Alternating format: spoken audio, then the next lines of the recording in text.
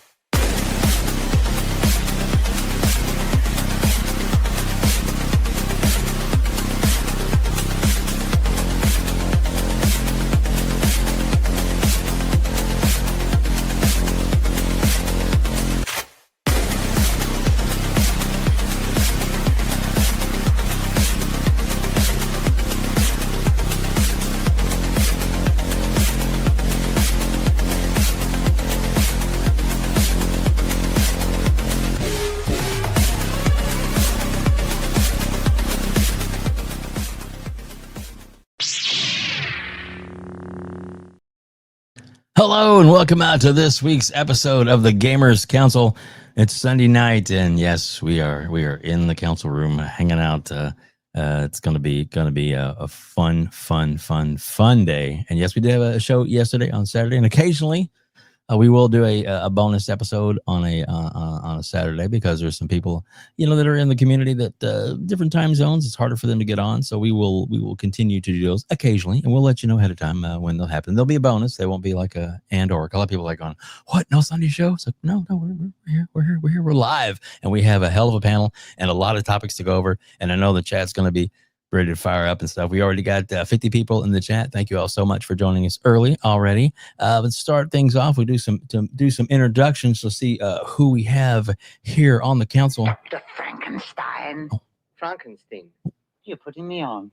No, it's pronounced Frankenstein. Oh. Dr. Frankenstein. No. Ladies and gentlemen, the one and only Corkenstein. The best Uber driver I've ever had. I mean, wait, no. Corky there? He didn't even charge you. Sorry about that. My my mic was muted. Yeah, guys, how y'all doing, man? It's good to yeah. Welcome. Yeah, everything all right? Yeah, sorry. I'm getting like some crazy feedback of like a gap. So like I'm hearing like both Do you have the YouTube channel on? Like audio, and it's like replaying everything that we're talking right now. Do you have the YouTube channel on? You have the YouTube channel on, right? And if you have a browser open and unmuted, then that'll do that.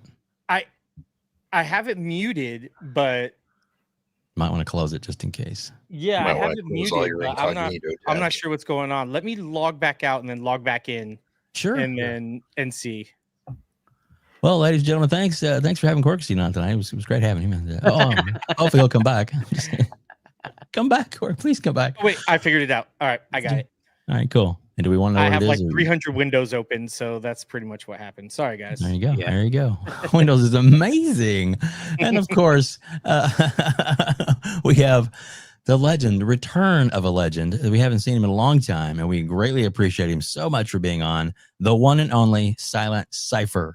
What's up, buddy? How you doing? Thank you so much for having me again. Sorry I've been so absent. I feel like for the majority of 2025, I've basically been AWOL. So thanks for having me. Chat, it's great to see so many familiar names hanging out in there. Hargeet, God, it's been too long. You, Dave, and Cork, I mean, I saw you like 2 weeks ago, but it's always too long. So it's great to be hanging out with you guys. Looking forward to it. Fantastic. Well, welcome again, sir. Appreciate you being here. And of course, my favorite Jedi, the one and only, the legend, the man that they just can't keep his name out their mouth. That's right. Hargeet Chani. Hargeet, buddy, how you doing? I'm doing well. Since yesterday, we had the nice discussion with Jez. We did. Pretty cool. So yeah, now we got some topics to go over. Let's get exactly. Into it. It was great conversation yesterday. It's up there now, live, both in audio and it's on Spotify, iHeart, iTunes, all the places you can watch or listen to audio is there, as well as YouTube. and X is also on there as well on our channel if you want to watch it there. So definitely jump in and check that out. But we did get a little bit of hate yesterday. Some people didn't like our takes, and I don't know if you saw. You haven't seen any of those. I'll bring those up maybe a little later. It's not worth talking about because as soon as they start opening their mouth, it's like pony syndrome. Yeah, somebody needs to take them to the glue factory. Alrighty then. I mean, did we really say anything that was out of turn? No. They just disagreed heavily, but they had no argument to back it up. But that's the way things go, and that's all right. That's a free country. Okay. You're welcome to say whatever you want, even though you're wrong. We were pretty fair. I thought so too. But ask them in any way. We like, okay, well, here's where they are. Mm-hmm. That's usually what happens when you use critical and logical, actual, like, basic thinking processes, and yeah, they seem to just freak out. Reiterating what like the industry is saying. It's like, okay, whatever. You got Well, look, there's one of the troublemakers right now. Well, he's just jesting. We love him. I know. Read that one though. What does it say? Xbox is doomed, and Game Pass is ruining the industry. Oh no! From good old Paris. Paris, what's up, buddy? How you doing? I finished watching the Unlocked episode with Paris. That was pretty good. But I totally disagree with the Game Pass numbers thing. 500 million, really? 500 million subscriptions? I don't know if people watch that or not, but that was like off the wall, ridiculous. That would be double the amount of revenue that PlayStation makes entirely. And I'm like, why? Like, why would they need that much? Anyway, whatever. Exactly. Oh, well, don't forget you got the emojis with you. And of course, how you get those, either you buy a membership to us, which is $1. That's it. Low as $1. And you get access to all over 26 emojis so far, and adding more all the time, thanks to the gifted memberships. And if you gift a membership, it's only $1 to gift. Normally, it used to be $5 on this channel. Now it's just $1. Hopefully, other channels will do change to that too, because I think it's so worth it. I think it's because it's not about make the money. It's about engaging with the audience, and that's what we love doing here, for sure. So, so with that said, we have a few super chats. Hargeet, I'm gonna let you read those. Yeah, Adidas, $2. Out with daughter. Salute, and I will catch the replay. Cool. Adidas 20. Thank you so much for all your support. So we greatly appreciate you. And then Spartan drops 20 WebDave memberships. Spartan. We love having Spartan. He's great. And then Day Reezy, $2. Happy Sunday, everyone. Hit the like. There you go. There you go, Day Reezy, right there, just for you, buddy. And of course, it wouldn't be the same if we didn't have this one too. If you like this video, please hit the like button. Oh yeah. All righty. I think we're warmed up now, don't you? I think we're ready to go. Weird. So much better. Hargeet, we even got somebody that says, please quit using the same sound bites and drops over and over again. I'm like, okay. And then of course, but everybody's reply was like, shut up. That was awesome. That's the best part of the show. What? Okay. Anyway, so we're going to continue to have sound bites. Right? We always update them. It's the way it is. And I apologize if you don't like them. Maybe you can listen with the button that says closed captioning, and you can just look at it. All their glory. There you go. Hargeet, where would you like to start the show tonight? We have so many topics we can go over. Oh, Cypher, you wanted to go into something about the doom and gloom of Xbox. I think the biggest one right now is that somehow the movies is now back in a big way, and somehow that is the end of Xbox because everybody wanted movies. Oh wait, I don't know about that, but anyway, movies and TV has been canceled as far as being able to buy new ones. That is one of the news topics of the week. I don't know if WebDave, you have that like lined up with any background info. If not, then let's just get into it. Thanks to our buddy DemoFlow. He put this up, and we're just gonna put the slander part up right away from Nor. Can you read some of his comments on there? This was literally the only thing left that I was using on Xbox. Buying this console has probably been the worst purchase I have made in my life. Wait, you bought a gaming console to buy movies from Xbox? Oh, okay. Well, that's cool. That's an interesting take. I'm sure there's like 5 of you out there. Yeah. Hargeet, are you losing access to those movies? No. No. Mm-mm. And if you have play was it TV Anywhere? But No, Movies Movies Anywhere? Anywhere. You can actually also just continue to use that across your library. So Yeah. I hadn't even installed the new one because I'm like, I don't bother to use this, but it is hooked up. So my Movies Anywhere is hooked up to my Xbox account. So when I log into the Movies and TV app, it has all of my library, everything that I own. So whatever, right? For those who use it, I mean, there are other options, right? I'm just saying. There are other options. They're This definitely is not the only way to buy movies. exactly.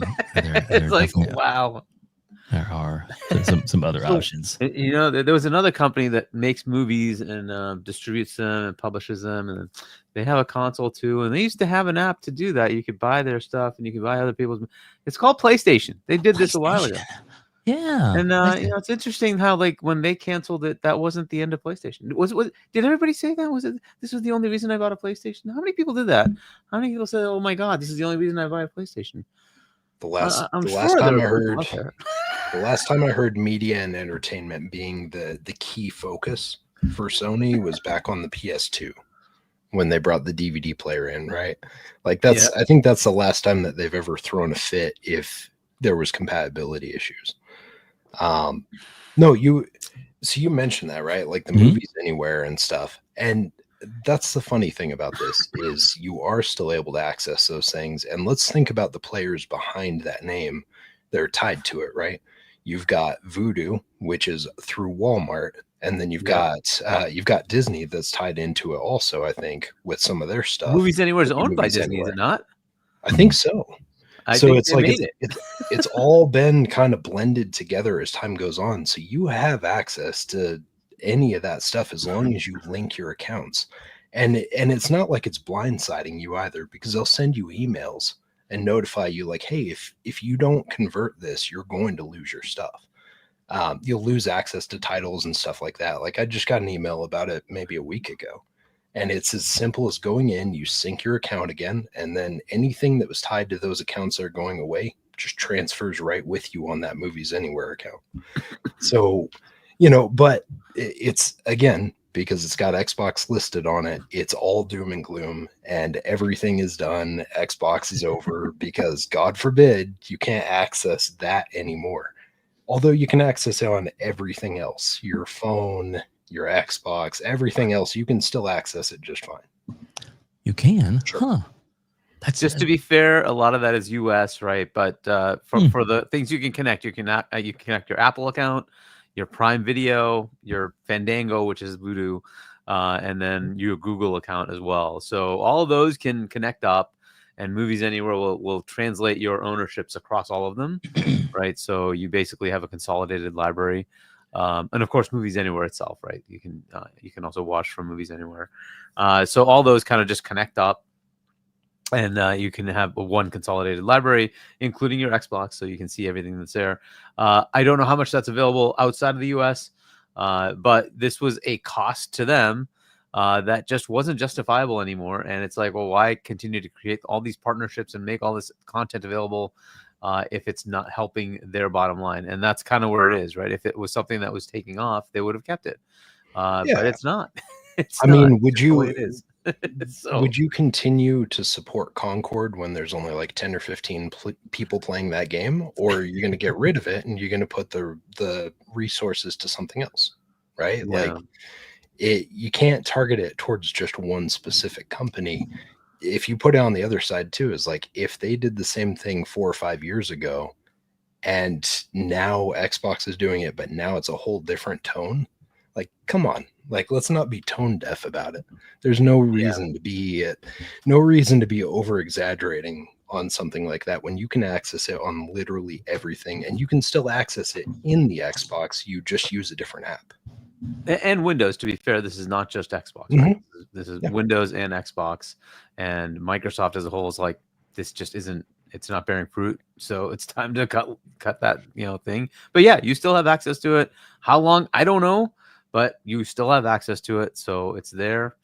you have it for now. Use it. Hopefully, if they ever do decide to go further with that, they have a transition to some other service or something like that. But for now, it's still there. You still have access. Yeah. To give you some like stats, Jez had put up a poll for how many people are continuing to use this, and it was something like 78% said, I don't use this. And the rest of it was like a smattering of I use it, weekly, I use it daily, I use it like every, half a year or so. So yeah, okay, about 20% of the user base was using it in some potential fashion, like as far as like frequency. But is that enough? I guess the question is, how much were they buying here? How much were they just watching the same content?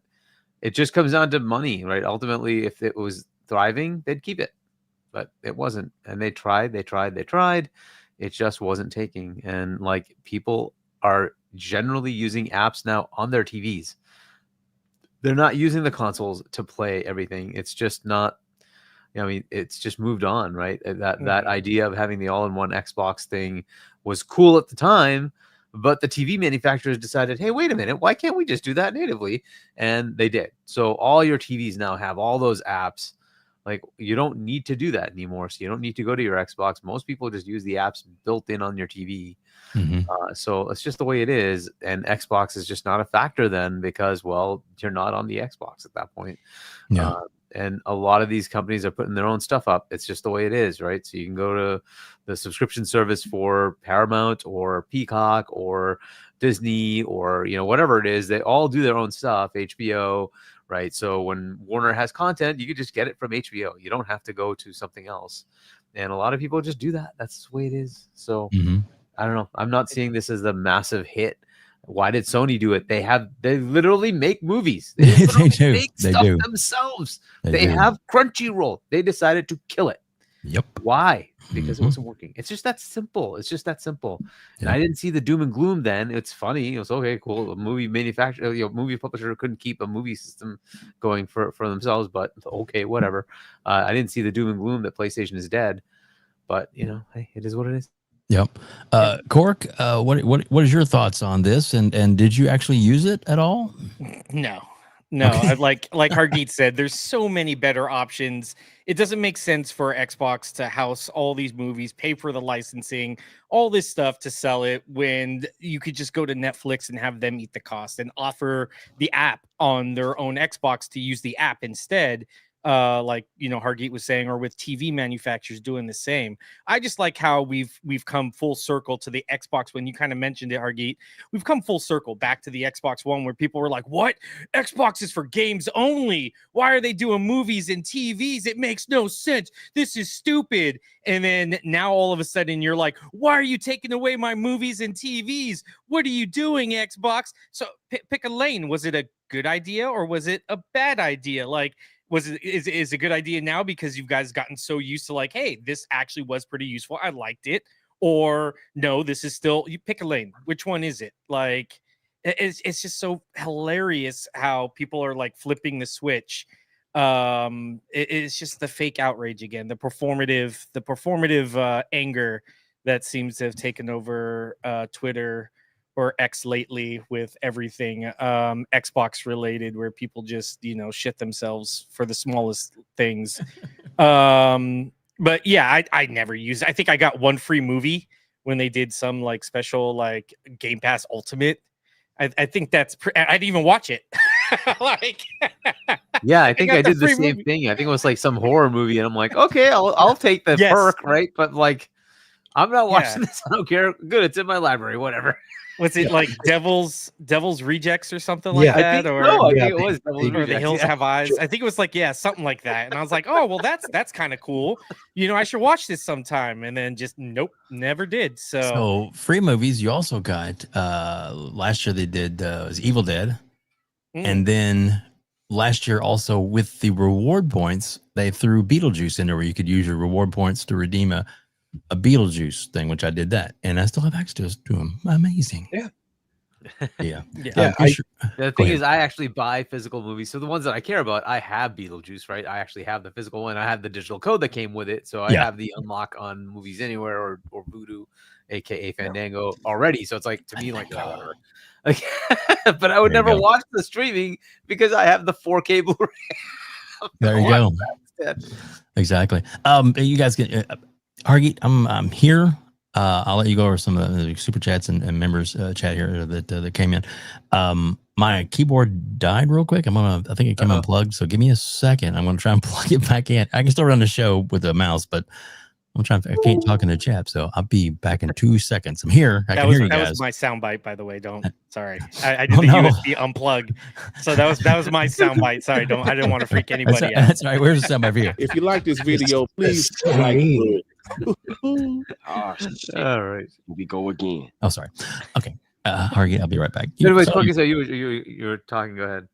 Yeah, no, I was just it just doesn't make any sense. Like I said, the Xbox, it especially with Amy Hood now, she's kind of running basically the company, and they're going to cut costs, and I can see why. Like I said, licensing alone, and that's the thing that people don't really realize, especially when it comes to kind of like not segue, but kind of mention something else when people are like, why isn't this on Xbox yet? Like the Tony Hawk's 1 and 2. It's because of licensing. Licensing plays a bigger role behind the scenes than what most people realize. And if you're ever wondering why something isn't on something, it's because of normally 9 out of 10 times licensing. They're trying to figure out who's going to get paid, where is it going to go, all that kind of stuff, for how long, how much, and that gets very, very complicated. So that's it just doesn't make any sense. So why is Xbox going to continue to spend all this money getting these TV shows and these movies that nobody's downloading and watching when Netflix can just eat those costs for them, and they could get the app for free to host on their own applications? So I just don't get it. Like I said, this is all, it just seems rage for something that people that supposedly never wanted in the first place on their box. So it's just more, like I said, performative anger. And to be fair to those folks out there who do use it, great. It's sad for you. However, think of it this way: would you rather have Compulsion Games be shut down or this shut down? Which one would you rather have? Mm-hmm. Right? Because that's kind of the decision that Phil has to make, right? Do I keep this studio or do I keep this, right? This service. And from my perspective, get rid of this. I don't care. Like I can go buy from Fandango. I can go buy from Amazon. Those services exist. They give you the same things. Like, why do I need that? And if you really want the quality, you should be buying the 4K Blu-ray. So it is what it is, right? So if you're good with streaming, there's plenty of services out there that give you a digital copy that you can own. Or if you want to, just stream the movies or TV shows, they're available on all these streaming services. Go pay the monthly fee and have it. You have access to all that stuff. I don't see the major outrage here. I would rather have my next Compulsion game. That's just my view. That this is supposed to be a gaming box first, right? So that to me is the first and most important priority. Get the studios making games, and if this is costing you money. Right. And this, by the way, has always been my annoyance with cloud is if it doesn't make you money but costs you a lot of money, nix it. I don't care. But it's not going to happen because it's the access to cloud specifically that Satya loves. He wants the whole cloud thing. So that is going to stay. And that is, much to my annoyance because I don't care about them wasting hundreds of millions of dollars on stupid cloud. If that means I don't get the next, I would have rather had Perfect Dark be fixed. Go make my Perfect Dark. I don't like, what does cloud bring me versus that? I like, some people like, oh my God, it's nice to, I don't care. Give me the game. I want the game. That is much more important to me than access via cloud versus, and look, there might be like 0.1% of the players out there who are cloud only. The vast majority are not. You have a device. You have a device to play your games, and cloud is a nice access method. Fair enough. But it costs them money to do that. And I'm like, well, so these are the things that they have to weigh out, right? So did you want this movies and TVs, or do you want to keep Compulsion? I keep Compulsion.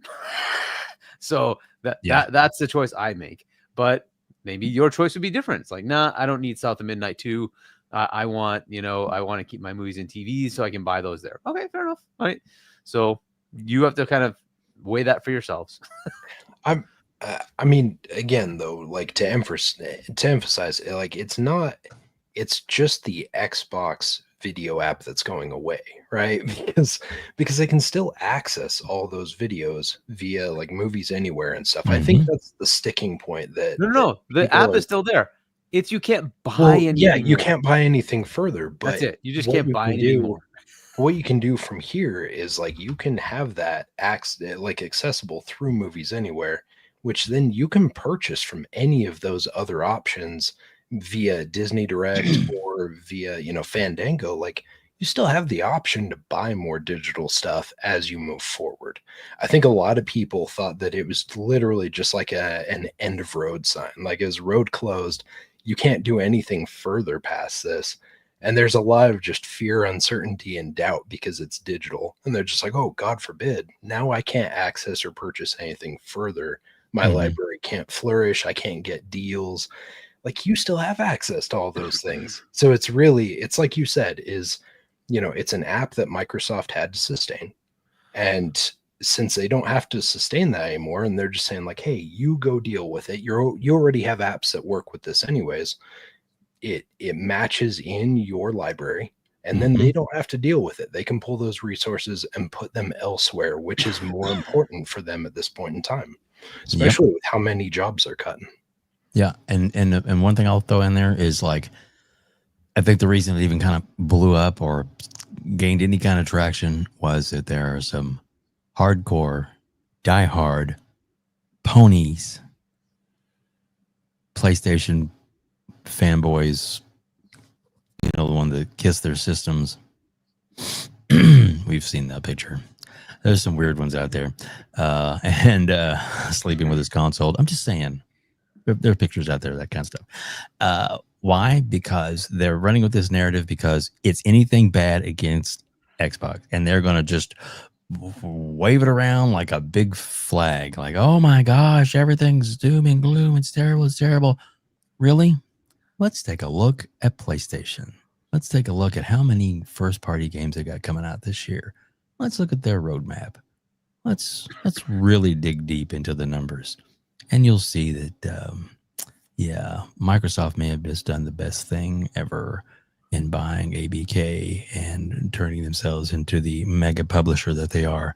A publisher that Sony has to kind of pander to have great product on their system because they don't really have anything that they make themselves anymore.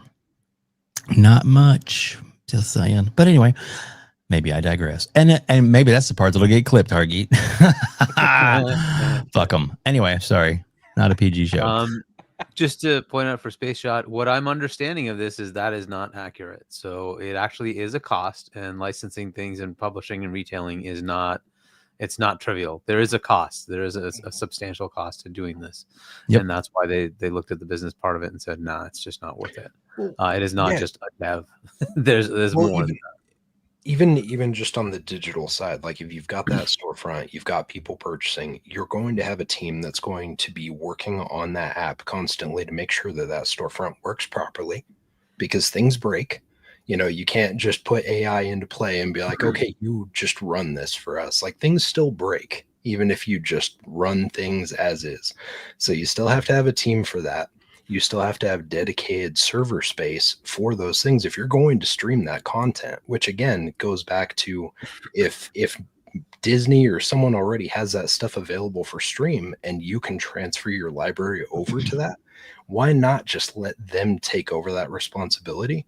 And you just provide the app available for them to download on your system so they can still access it. Like the only thing that's changed is the app that you load into to watch your stuff. It is the general thing. Like you're purchasing from a different company, but it's still kind of the same idea. But Microsoft's able to save a bunch of resources in the process. There you go. Cork, any more thoughts on this? No, not really. Like I said, it's stupid. Stop being stupid, people. Like And I did see like, and Hargeet's right with like, it's not trivial. Like you got to understand when it comes to licensing, there's a lot of moving parts. You know, you got to think whether MGM, Paramount, Warner Brothers, you know, these major, you know, movie studios that own these licensings, or even some of the people that, you know, maybe there might be, you know, actors or whoever directors that actually own it, whatever it may be, all those people have to get paid. There's royalties then after they license it that the movie studios now have to pay to those people. There's a process, and all of that gets factored in. How much, who's going to pay what percentage of this becomes profitable now, for how long are we going to do this, what's the look, it can go on. I could go on and on about all this stuff, and it ends up coming back to like, that's just cost money, and somebody's going to have to eat some of that cost. And that's Microsoft. Whoever the platform is that's producing this content and putting it on their service, they're the ones eating the cost. They're the ones eating the storage space. They're the ones that are doing all that, and they're hoping to get the money back. But the people that are making the money, making the money, are the license holders and the royalties, the royalty holders, and those kind of things where they end up getting paid out. So it's a whole process of licensing, and it gets very convoluted very fast. So it's definitely not something that's trivial. Like I said, I can tell you right now, Tony Hawk 1 and 2 aren't on Xbox because of licensing. That's 100% the reason. You know, and there's other games and other things that aren't coming out because of licensing. So it's something that it's a very, very big thing that a lot of people don't realize how much takes up the decision-making process. Agreed, for sure. I do want to welcome out the over 180 people that are watching us live on X, on YouTube, and one person watching us on Twitch. Thank you for so much. And probably Paris watching us on Twitch. He likes to do that.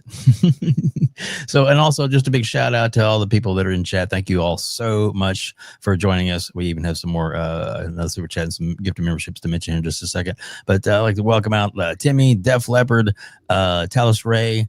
If I forget your name or miss your name, please don't take offense. Let's see. Hellblade Gaming, BT Maverick, Big Mad Mo. There's so many members. Some I've never heard before. This is awesome. And of course, like Amit Kumar, Be Nice, Timmy is here as well. And you know what? I might as well play. I know I got it here. Hargeet, you think I'll get canceled if I play this? Timber! Timber! Level out, Timber! Timber! Hopefully it was under the allotted amount of time, right? Was it like 8-10 seconds, whatever? It's all right. It's little bits and pieces, so they're not. I don't care. Anyway, and if it is, I can always snip it out later. The name has nothing to do with that. Oh, I know. I know. And then, but you know, just having a little fun because we have fun here, unlike some other channels. Doom and gloom. Anyway, but yeah, look, SilentCypher's here. Oh wait, he's on our show. Nice. Paris Lily, it's so great to have you on, man. Thank you so much for hanging out with us. Why So Serious is here. I won't play his soundbite. E-Ranks and so many more. I mean, I could just thumb through. And then of course, Tony is here, the one and only Tony from Plume Gaming Network, and if you haven't got a chance to watch his show, dude, you should definitely subscribe to Tony and the Plume Network, Plume Gaming Network, and it is awesome. Definitely recommend that to everybody. And again, if you got a membership, give thanks for somebody doing that. It's only $1 if you want to get one yourself, and you have access to right now over 26 different emojis, including our new Dreamcast one. But you know. Gosh, goodness, we're having fun with this one. So Hargeet, you want to hit those? There we go. Let's do it. Be nice. $2. Great panel, WebDave and chat. Heavy duty. Nice. I know, right? I think so. And then to UK now, the Broke Boy Insider. He's one of those people who, by the way, does use the movies and TV thing. He actually used to buy a lot using rewards points. Gifted 20 WebDave memberships. Well, thanks very much. Thank bud. you so much. We greatly appreciate that. And to the 20 people that got members, please make sure you thank them as well. That's we appreciate that. We dropped the price down to just $1 on Gifted, so that way more people can enjoy it and we can get more emojis going. It's just feeds the beast, as they say. Hargeet continues to feed the beast. So guys, where do you going to go now? We got some more we got plenty of topics we can go over tonight. Probably won't get to all of them, but we're gonna try and get a few of them. So where would you like to go next, kind sir? Does anybody have one that they're really interested in? Otherwise, I'll pick one. We could talk about the let's see. We could talk about multiple Fallout projects. Or what about this? Which one? Oh, look at that. Sure, let's do it. Should be a short enough topic. Let's go. Yeah, just a little snippet there, because it's it has some big implications. A lot of people are really. They're changing the industry and the way people are going to start looking at consoles in the future. If I can buy a console for a powerful console that has everything I need all in one place, or maybe even a portable console that has everything I need and all in one place, why do I need all these different things? What do you? Who wants to start this one? Cork, do you want to start on this one? Your thoughts on Xbox testing, letting you stream your own games, not only on console now, but on PC as well. It's awesome. I think I used Cloud the other day while I was on break for lunch, and I didn't think Hitman World of Assassins was one of the xCloud games. I'm not sure on it, but if it wasn't, I was able to use it to play a game that I own through the cloud and everything, and it will be the same exact thing here. This is something that's awesome. They're really living up to their word of play where you want to play your games how you want to play them, where you want to play them, and this is just more testament to that of what Sarah Bond was saying and what Phil's been saying, and kind of the general direction that Xbox has been going and telling you guys the last few years of what they're doing and where they're going with all of this. Cloud's powerful, and this is part of it. It's going to be the next big thing. And, as you can see, I've said this before and I've gotten a lot of kickback on it and everything, but physical's on the way out and cloud is moving in, especially with them developing and heavy into AI that Microsoft and Xbox have been pushing, or Microsoft more in generally has been pushing. It's a no-brainer. Tell me why movies, TV, music, art, books, comics, whatever it may be, all the art forms have gone where? Mostly digital. It's not physical anymore. They're pulling back on that aspect. Best Buy, Walmart and all them are pulling movies out of their storefronts and everything. And this is what it's coming to, and this is where it is. That's why I said hardware isn't going to be around for probably maybe 2 generations. I would say 2 or 3 generations more. And then it's pulling the plug, because you can have things like this where you can play on your PC, you can play on your mobile phone. This is something that's really, really awesome. I'll definitely use it for the ones that don't have a Play Anywhere. This is a great workaround for that. If a dev doesn't want to do the Play Anywhere, or a publisher, a consumer shouldn't have to be forced to buy 3 or 4 different versions of the game to play it on Steam, to play it on Epic Game Store, to play it on their console, then to play it. It just doesn't make any sense. So this is a great workaround for that, and it gives the consumer more freedom to play where they want. There you go. SilentCypher, your thoughts on this? You excited? Yes. Yeah. No, I'm very excited about it. Honestly, even just a couple days ago, my daughter went in to get wisdom teeth taken out. And so I was just kind of hanging out in the office for hour and a half. And so I pulled out I have one of those backbones. I've got a ROG Ally and some other stuff, but I just had the backbone with me because it's in the car, in the glove compartment generally, just in case I need it. And I was like, well, okay, I'm here. I'll just pop this thing out. And so I jumped into it and I played the altars for, I think, somewhere around an hour. And I just progressed from where I was at. And the seamless nature of being able to just jump into a game whenever you want to, wherever you want to, have that cloud data, that game save come with you, stuff like that is quality to me. I don't have a ton of time all the time. Being a parent of some kids, it's like there's a lot of after school activities. And so I'm always all over the place. So if I have the opportunity that I can just jump into a game for a few minutes via cloud or whatever, that's a benefit to me. And so the idea that they're allowing you to have more access to these things and more titles are being added to that Play Anywhere, that's a net win for me. It seems like they're definitely going to support more hardware as far as like the mobile side of things go as we go forward. Obviously, the next Xbox has been talked about as a mobile platform. So the ability to have those things with me as I go, be it through Steam or through Xbox's library or whatever, like that's a benefit for me as a consumer across all of those ecosystems. So I love that personally. Like I look at something like the Nintendo Switch and it frustrates me because there are some games I would be interested to play, but the thing is Nintendo's going to be the very last one who makes that shift.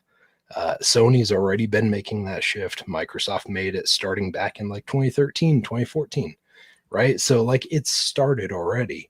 Nintendo is very stubborn, very obstinate about it. And I get it, right? Because they have a market that it doesn't matter what they do, their consumers will always support them.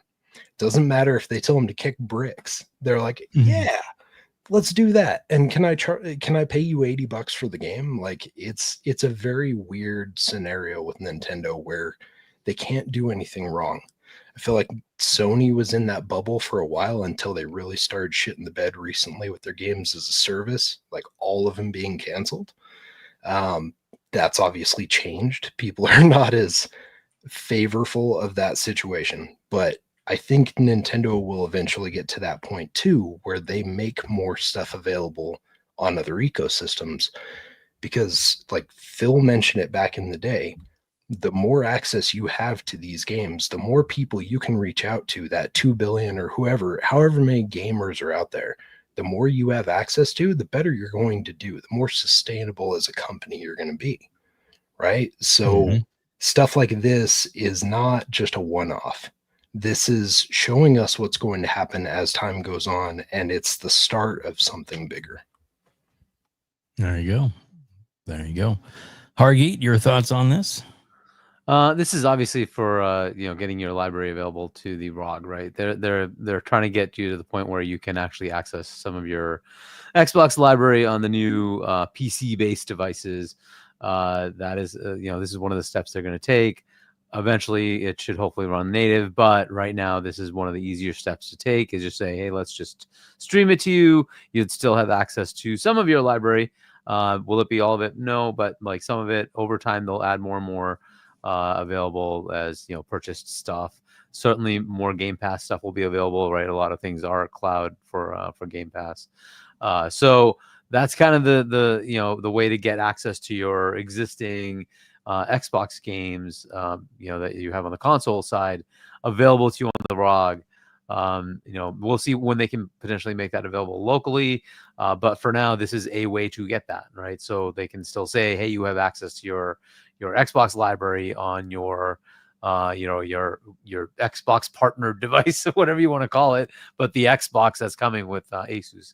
So this is one of those steps. Obviously, this needs to happen first. They're going to eventually get to that whole native compatibility thing, but that's probably years away. So this is to get that going.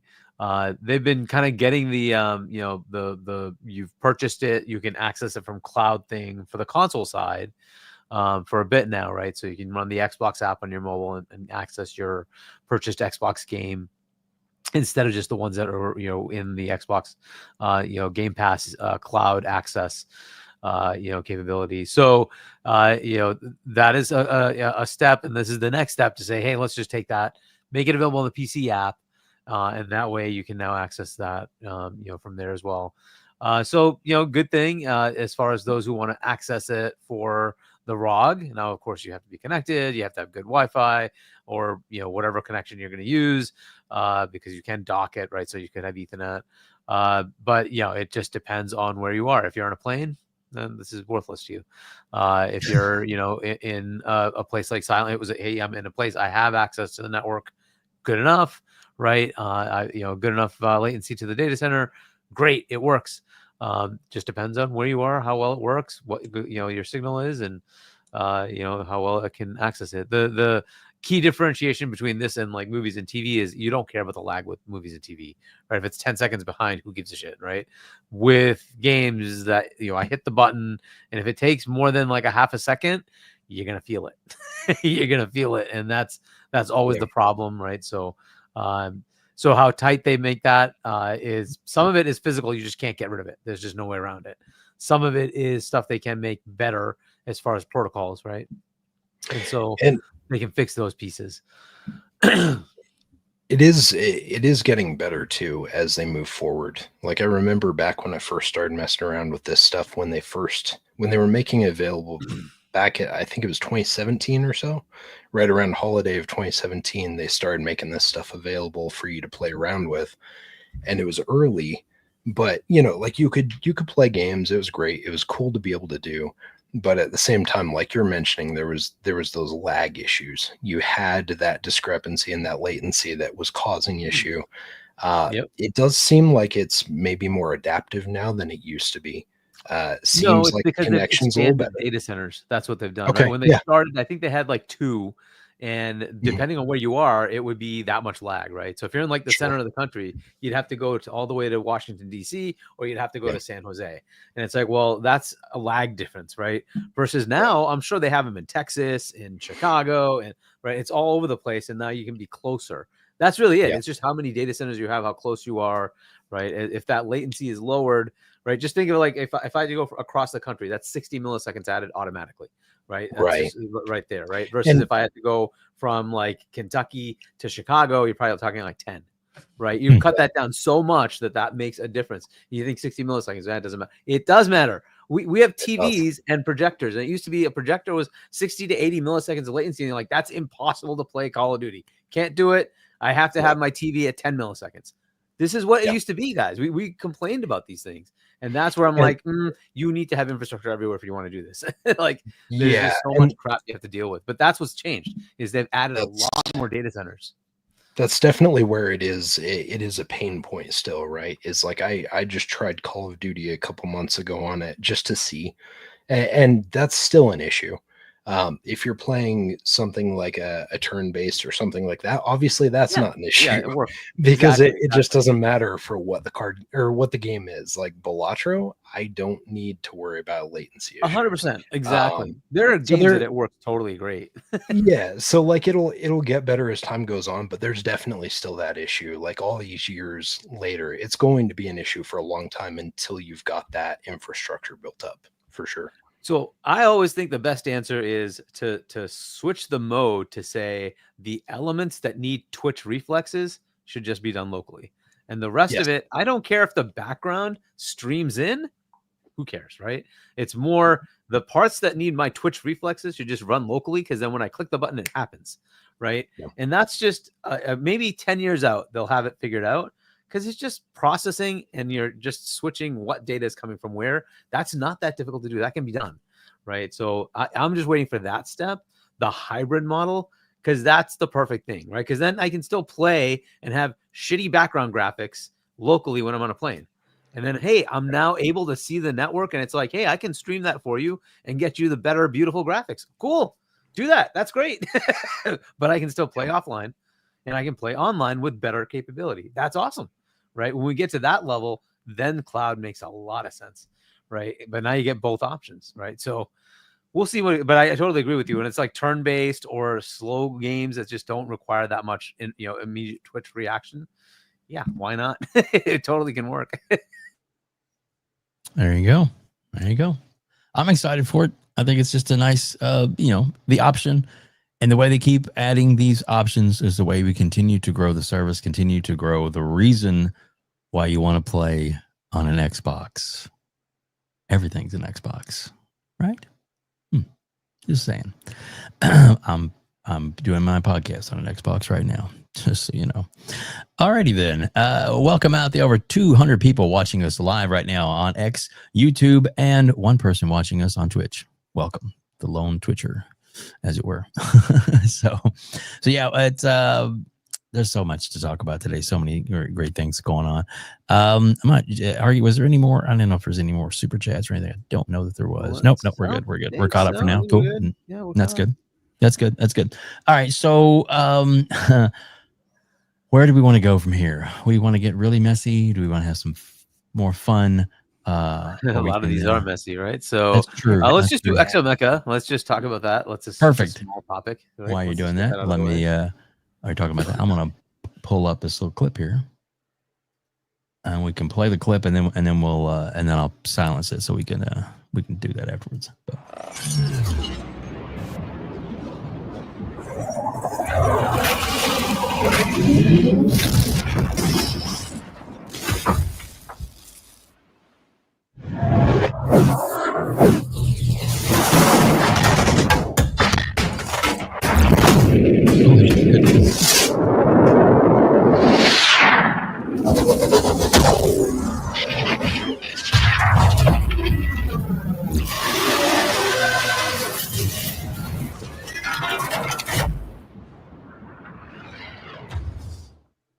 There you go. It has now converted to a Kickstarter.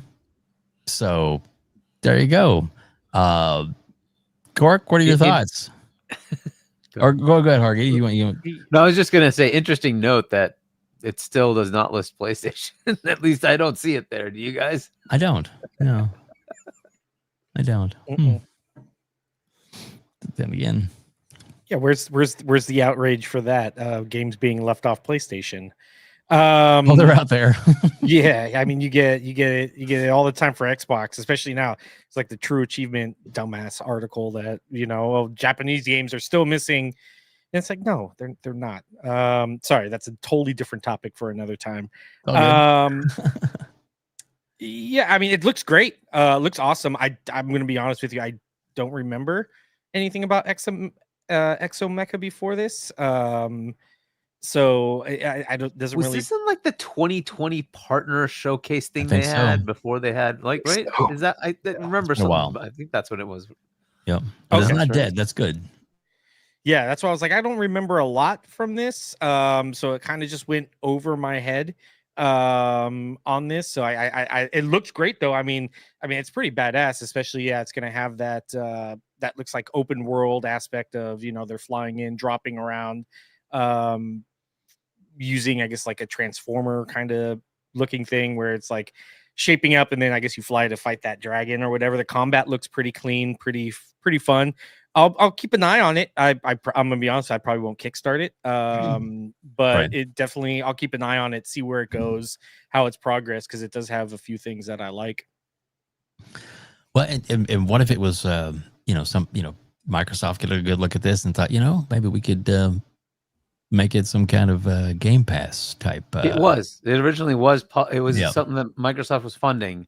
Yep. And it was going to be Game Pass. I don't know if it still is or not, but didn't list it on that. So, but it's yeah. still So I don't know if that's all rescinded and because it's taking too long. Maybe they were dragging their heels and then decided that time to shit or get out the pot. Because like I said, Microsoft is they're not going to let I don't think they're going to let a Scalebound happen to them again. And they're definitely going to do something like a Concord happen to them. Sorry. And probably the Game Pass deal, because if they're kickstarting it, they probably don't have a publisher. Yep. And so that probably, if they lost their publisher, they lost the Game Pass deal. Yeah, that probably went out the window. Yeah, there you go. Yeah, no, that would definitely be my guess. Right, is like if you're on Kickstarter, your financial backing has changed significantly. Maybe it could still happen, but I don't know. This gives me a fear that things were not good. And, this might have been one of the previous things that Microsoft had axed from their support lineup over the last couple of years when they did start announcing some of those cutbacks. Maybe this was one of those things that got the axe because they're like, yeah, this thing is taking too long. This thing is becoming another one of those situations where like we don't want to be involved anymore. We've put too much money in. Who knows? It's hard to tell. Obviously, like the development situation's been rough the last couple of years. Who knows where this is at? But I would imagine, like, if we're seeing this on Kickstarter, stuff fell through. So, yeah. And Hargeet, I bring a couple of these up. So people are saying Perfect Dark is scale bound. It's already repeating itself. I'll let you read this one, Hargeet. That one, sorry. Do you okay now? The Broke Boy Insider. Scalebound is so yesterday at WebDave. It's Perfect Dark now. Yes. Ouch.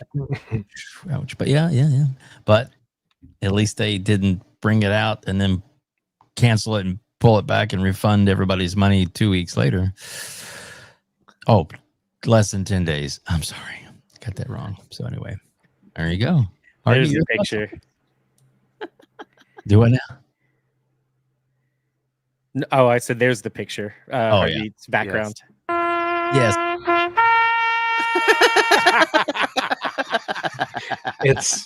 It's okay. It's okay. Someone's not in the chat anymore, so you don't have to worry about that triggering. You're good. There you go. Oh my goodness. Your thoughts on that, Hargeet, on the game? I think it looks great now. What do you think?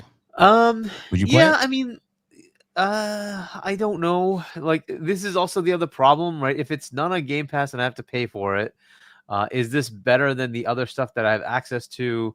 Why would I pick this over some of the other games? It just depends on whether this is the kind of game you like. It might be cool. I don't know. I didn't get the one from Software. What was it called? Something Armored Core, right? That was the game they put out. I didn't even buy that one. That was highly rated, and I just like, I don't know. I don't know if I want to play that. So if this was on Game Pass, I'd certainly give it a chance, right? If it's still coming to Game Pass, then fair enough, right? So their goal is only like 100K, I think, right? And like it's not that much. That's right there. Yeah. So it's not a huge amount. They could probably reach it. Like so. This sounds like a 1 or 2 dev team or something, like 2 people dev team. It's not like a big team at that kind of cost, right? So, I mean, good luck to them. Hopefully, for those who like the that kind of genre, hopefully they'll get this game. It's good to see that something can come of it. Like it was, what was the team that was about to shut down because Xbox stopped the funding? It was an id developer. I can't remember the name of the studio, but he had a game coming out that they were working on. It was a smaller studio, right? And then it was like, oh, the studio is going to close. And it turned out, no, it's not going to close. I think it was Romero was the name of the guy, right? So yeah, Romero Games, John Romero. Romero Games, yeah, right. So and it was but they're like looking for a different way to fund it. Like, okay, fair enough, right? So that is kind of the thing with independent studios. You can go find a different way to fund your game. It's fine, like whatever. So if they can keep it going, that's awesome. And if I remember right, this was one of those many games that we saw as the partner stuff before we saw the first party stuff before the Xbox Series consoles were coming out, right? So this was that like partner showcase thing that was showing all the partner games that were coming. And so it's been a while, and now it's kind of here. Saying, hey, we've got some sort of life here. We're almost there. We need a little bit more, and if we can get over that hump, great. It's kind of a whatever. I'm not sure I would go out and buy it, though. I guess just to maybe help them, I could just buy the cheapest edition, whatever. It's like $20 or something. It is $19.99. Get you a full game. Just a Discord role. Discord, digital wallpapers, and your name in the credits. The more we talk about this, the more sketched out I get about it. Because, like, in general, folks that are working in the dev side of things, like they're making a decent annual salary. So if all that's being raised, or all that they're aiming to raise, is 100K, like, it gets me a little nervous. Like maybe there's more to it, but how far is this thing in development? Is this literally just to get the final polish and touches on it so it can actually release? Or is this one of those situations where it feels like, with Perfect Dark, we heard the talk about like, oh, what we saw at the showcase, 2 years ago, it wasn't even that far along. Like that was something that was potentially created for that showcase. If this thing's not far along, then what are we talking? Because like 100K doesn't go very far. You could hope that maybe you're going to overshoot that by a drastic amount. But again, like Exomecha, when I see this name, it's not something where I'm like, yes, I'm going to put $150 down for like the top tier, if that's an option or something. I wonder where they're actually at in the process, because that feels either like hopes and dreams. If they're only expecting 100K, will get them there, or maybe it's just kind of a sketchy situation. And maybe this thing thing actually actually finish it off. release? I mean, they do probably have a lot of assets and things are pretty much done. Hopefully it's just polished to the end. But Yeah, if it's a $20 game, also, we don't like know, that, right? We don't know. You're right. Yeah, it Yeah. says Q1 2026, so that's about 9 months, 8 to 9 months. Usually, the game's probably already, from working on previous games. Myself, it's you probably feature complete. polish. It's they're looking more into just getting that final balancing down, getting that polished, creating more art assets, that kind of thing. The game's probably, like you could see, in a playable state. This is probably a vertical slice or something that they pulled this footage from. But yeah, I would say it's probably like 80% done. They just need to get that last 20% of probably balancing and arts, finishing up the art assets, the tooltip, UI, getting that integrated a little bit more. The more, I guess, minor things, I guess you could say, to kind of make it a complete package. Maybe the other thing I would think of is maybe it's they currently have it all text and they want to get it voiced, and you have to actually pay out of pocket for that, right? And it's like maybe that's what they're looking to get. I don't know, but it could be things like that, right? I don't know, right? So whatever. But Paris has it, 100% Xbox is doomed.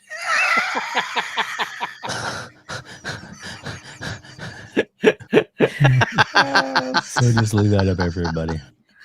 Oh my goodness. Okay. All right. Well, if we're if we're done with that one, we'll Hargeet, any thoughts, or we'll move on? I think we're good. All right.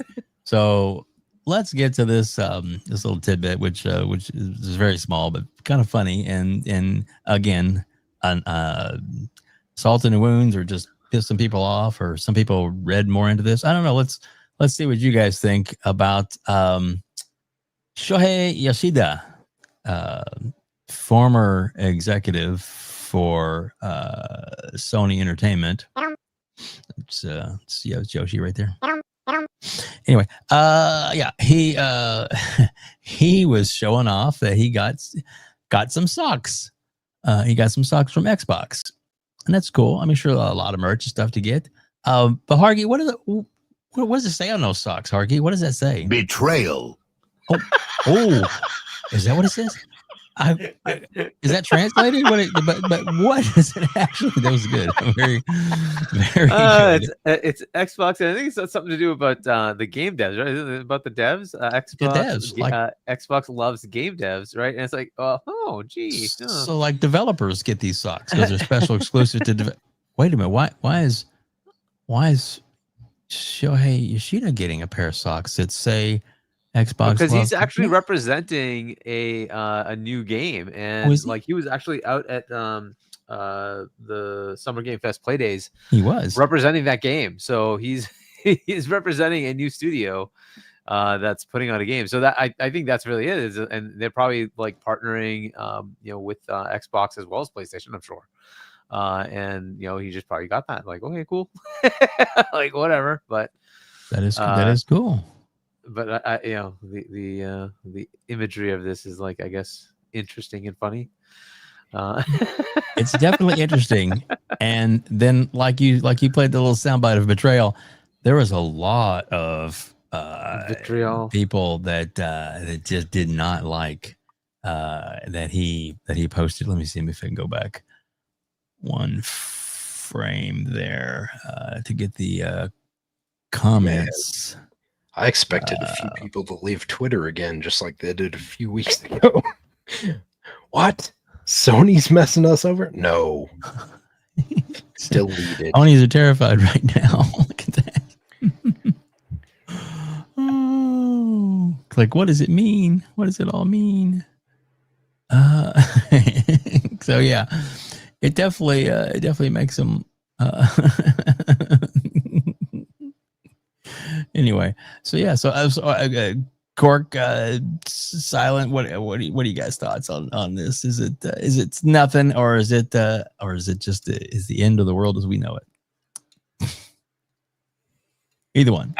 Yeah, I it's probably nothing. I mean, we'll see what happens with it. You know, I mean, Xbox does give out a lot of merch and stuff like that, and you know, I doubt, you know, he knows the business. I doubt he would be dropping something like that if he actually had something in the works with Xbox. Usually, you know, especially somebody of his caliber and his, you know, his not notoriety, but his experience in the industry and how well known he is. They do press releases, things like that. They would do a probably grand thing. I mean, maybe they might be working. Tokyo Game Show is right around the corner. Gamescom. You know, maybe they do actually have something in partnership. It's kind of up in the air. Or it's just kind of something really cool. He showed off. I mean, he was posting about, which he liked actually, on my Twitter. I was kind of shocked. Is he posted about Nintendo Museum? He was there just hanging out, I guess, and went to go visit. And yeah, I was like, dude, I was there in February. It was an awesome experience. Kind of, you know, I talked about my experience and he liked it. But he seems to just be posting stuff too about Nintendo. So it could just be, you know, just engaged, you know, just getting that little bit of that engagement farm. You know, and yeah, that's pretty much it. I'd like him to join Xbox 100%. I think, you know, he has Crash Bandicoot, Spyro under his belt, Gran Turismo, I think the first one or something like that, like one of the originals, you know. So yeah, I mean, I think, you know, especially for those that want more of a platformer, you know, I got, you know, one of the Banjo Bros in here, Paris, you know, Boom and I, you know, we want that. See, Silent. We want that banjo. If anybody, never coming out, never coming out. If we want that, he could be a good person to get that, you know, started. And, you know, a banjo game with, you know, show. I mean, you know, the possibilities are there. I'm not saying that's exactly what's going to happen, but I mean, I could, you know, I think that'd be pretty legendary. You know, so it could be whatever. It like I said, it could just be a harmless tweet. Hey, look at, I found these socks in the back of my closet. You know, he didn't really give a lot of context, so it'd be cool if he did. I think the guy's legendary, and he's a great developer, and he's done a lot for the industry. Of course, ponies are gonna shit themselves like they always do over the smallest little thing. It just doesn't make any sense. Like, game developers don't give a shit. They really don't. Whether you play, like I've used this analogy before on Boom's podcast, they don't care where you play.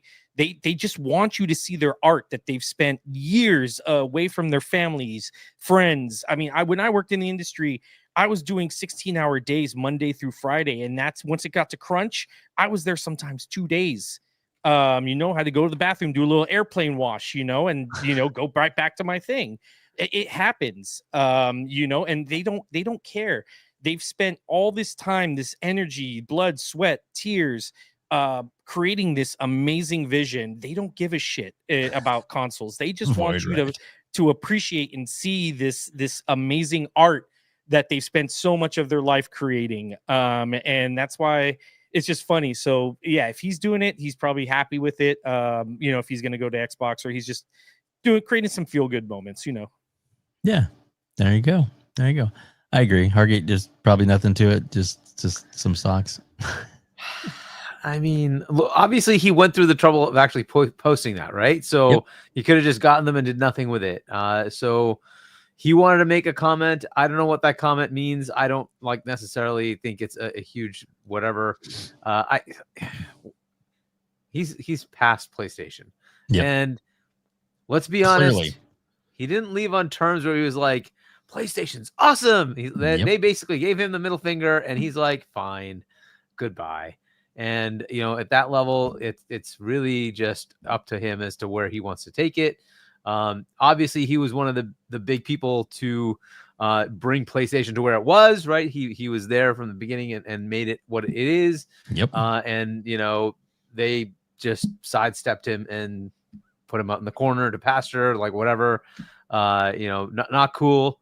But it is what it is. So I don't know why. What happened? He might dropped out. I'm sure he'll be right back. Some issues going on and it's like sometimes I hit the wrong button.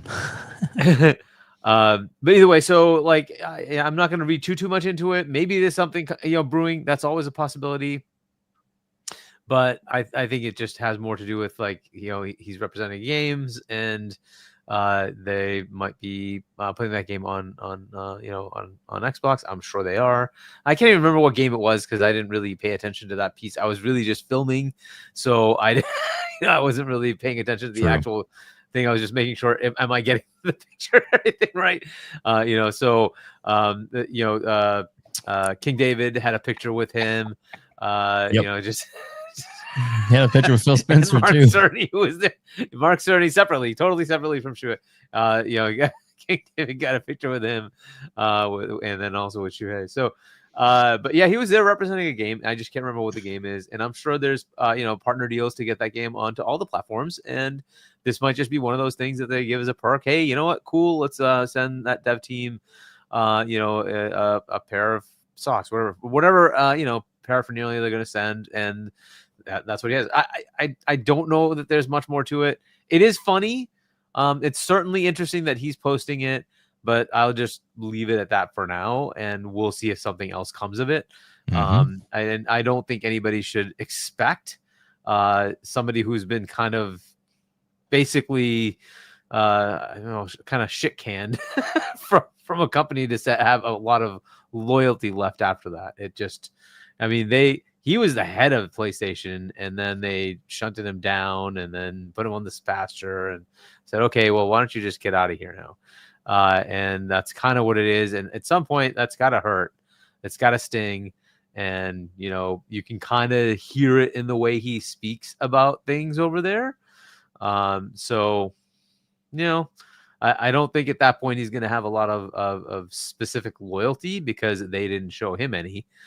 So, this is what happens. It's past that. The first thing Peter Moore did when he went to EA was, oh, this is now one of my best boxes. It was a PlayStation. Because he has to, right? He has to showcase that I am multiplat at this point. I'm not going to play favorites with Xbox.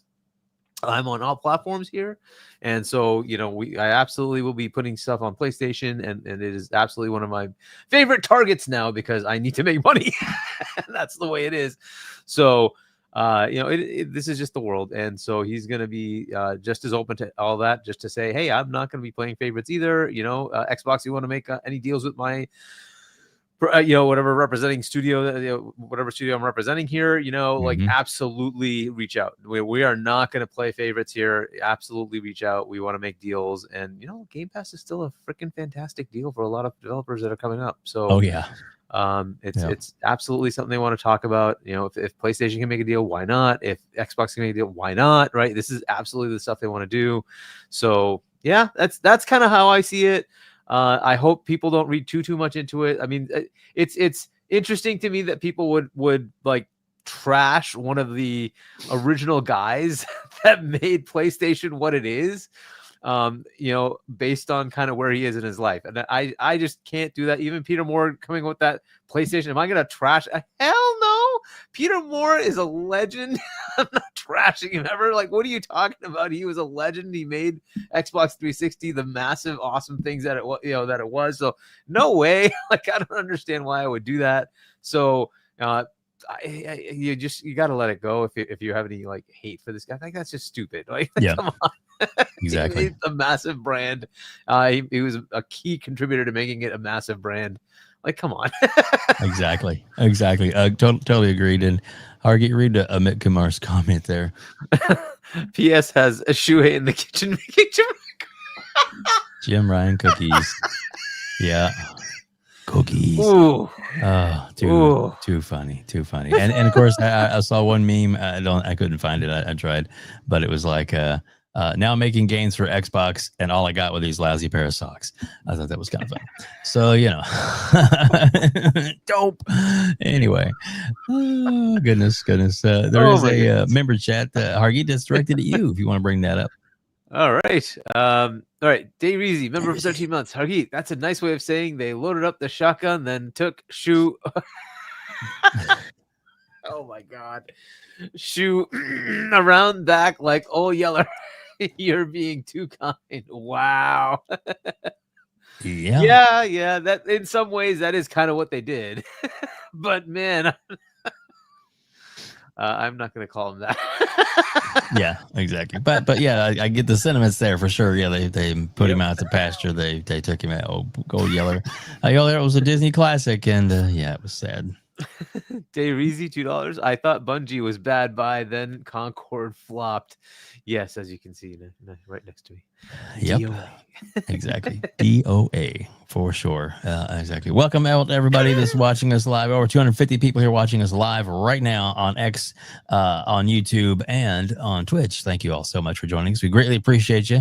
Some great members of the community hanging out with us in the chat as well. Paris Lily hanging out in the chat and doing some little moderating. I appreciate that. And of course, Plume, Tony from the Plume Network, Gaming Network is here as well. So check those guys out. Both of them have amazing channels, and you should definitely like and subscribe everything they do. And also in the link below, or in the description, below, are links to all these wonderful panel members that we have today. Links to all their content where you can reach out to them. So please make sure you do that if they have a YouTube channel, which all of these gentlemen do. Make sure you like, subscribe, hit the bell icon, all that kind of stuff, so you don't miss out on any of their great content. So please make sure you do that. Even later, if you're listening to this on either iHeartRadio, iTunes, or Spotify or SoundCloud or wherever you listen, please make sure you like and subscribe this as well. Subscribing on YouTube is a big thing we're trying to get up right now. We're on a road to 4K, so please do us a big favor and just hit the subscribe button. It doesn't cost anything to do that. And if you want to, I guess, to kind of more participate in the channel, have a little more fun, you can do memberships are as low as $1 a month. That's it, just $1. Join for a month, and you have access now to over 26 emojis, including our new one, which I'll put right there, and everybody can see that one. It's a big smiley face. Anyway, I'll let you check that one out if you want to. And of course, TTS stands for Talk That Shit. Talk that smack, whatever you want to say, but that's what it is, and we appreciate that. So yeah, with that said, guys, are you ready for the? Let me put a little salt in the chat. There we go. We got the salt coming. So last week, Insomniac Games posted a picture that burned down the internet. I mean, Pamponi's imploded, as we'll see some of the comments here at stage, and we'll bring us up here so we can see a little bigger.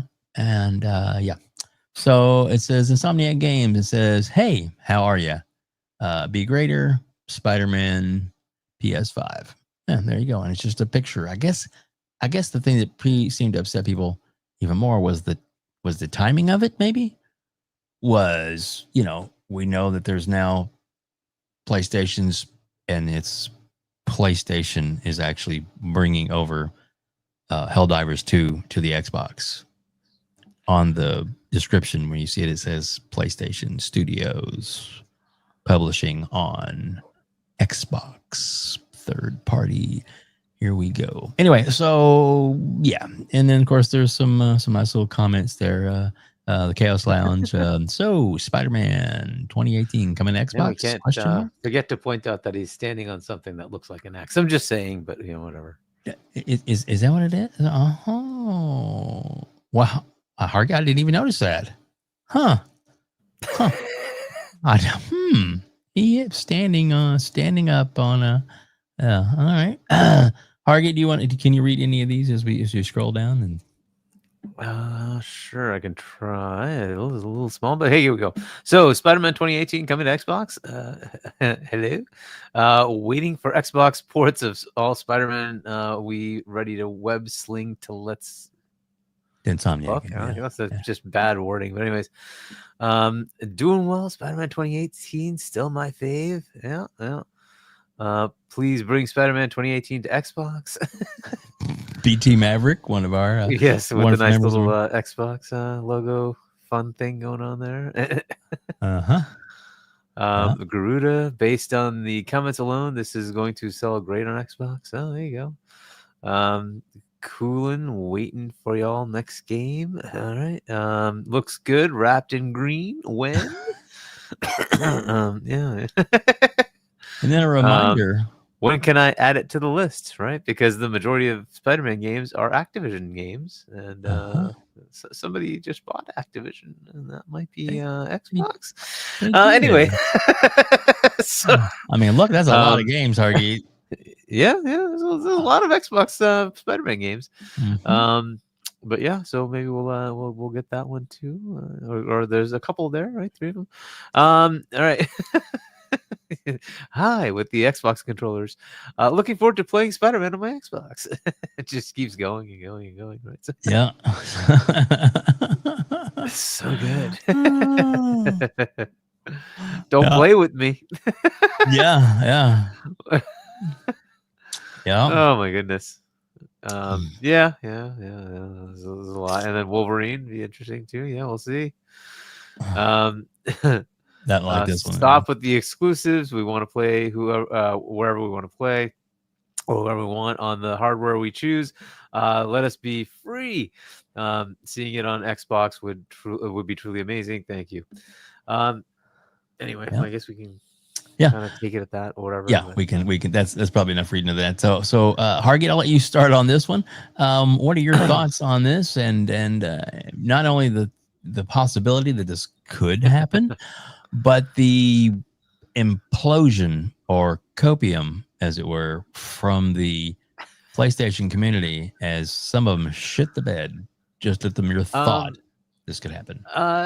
So I don't think that's what this means. It could happen. I'm not going to say that it can't happen. Obviously, it could happen. I think this is just the next Sony standard. Hey, we need more money. Let's go make another remaster thing. Yeah. I don't think there's a PS5 Pro version of Spider-Man 2018. So that might be all they're doing here, is saying it'll be, even better, right? We'll have the PS5 Pro enhanced version of this coming in some sort of new super duper, deluxe happy edition that you can buy again. Or you can pay $20 to upgrade, or $10 to upgrade, or whatever. I think that's what it is. However, if they do that, will they then have that be available on the 2 platforms that it currently is not on, which is Switch 2 and Xbox? Is it viable? I mean, if I were PlayStation looking for profitability, I just see the Switch as a very, obvious target for a Spider-Man game. I mean, like, it's a superhero that is so ubiquitous. How many kids like Spider-Man, and how many kids have a Switch instead of a PlayStation? And you're like, dude, it's money waiting to be made. Like, why not? Why not target that platform with Spider-Man? Like, just do it. And like, it's mind-boggling if they don't. Now, it obviously makes sense to put it on Xbox as well. It's a good, superhero game. I'm sure they'll sell enough copies.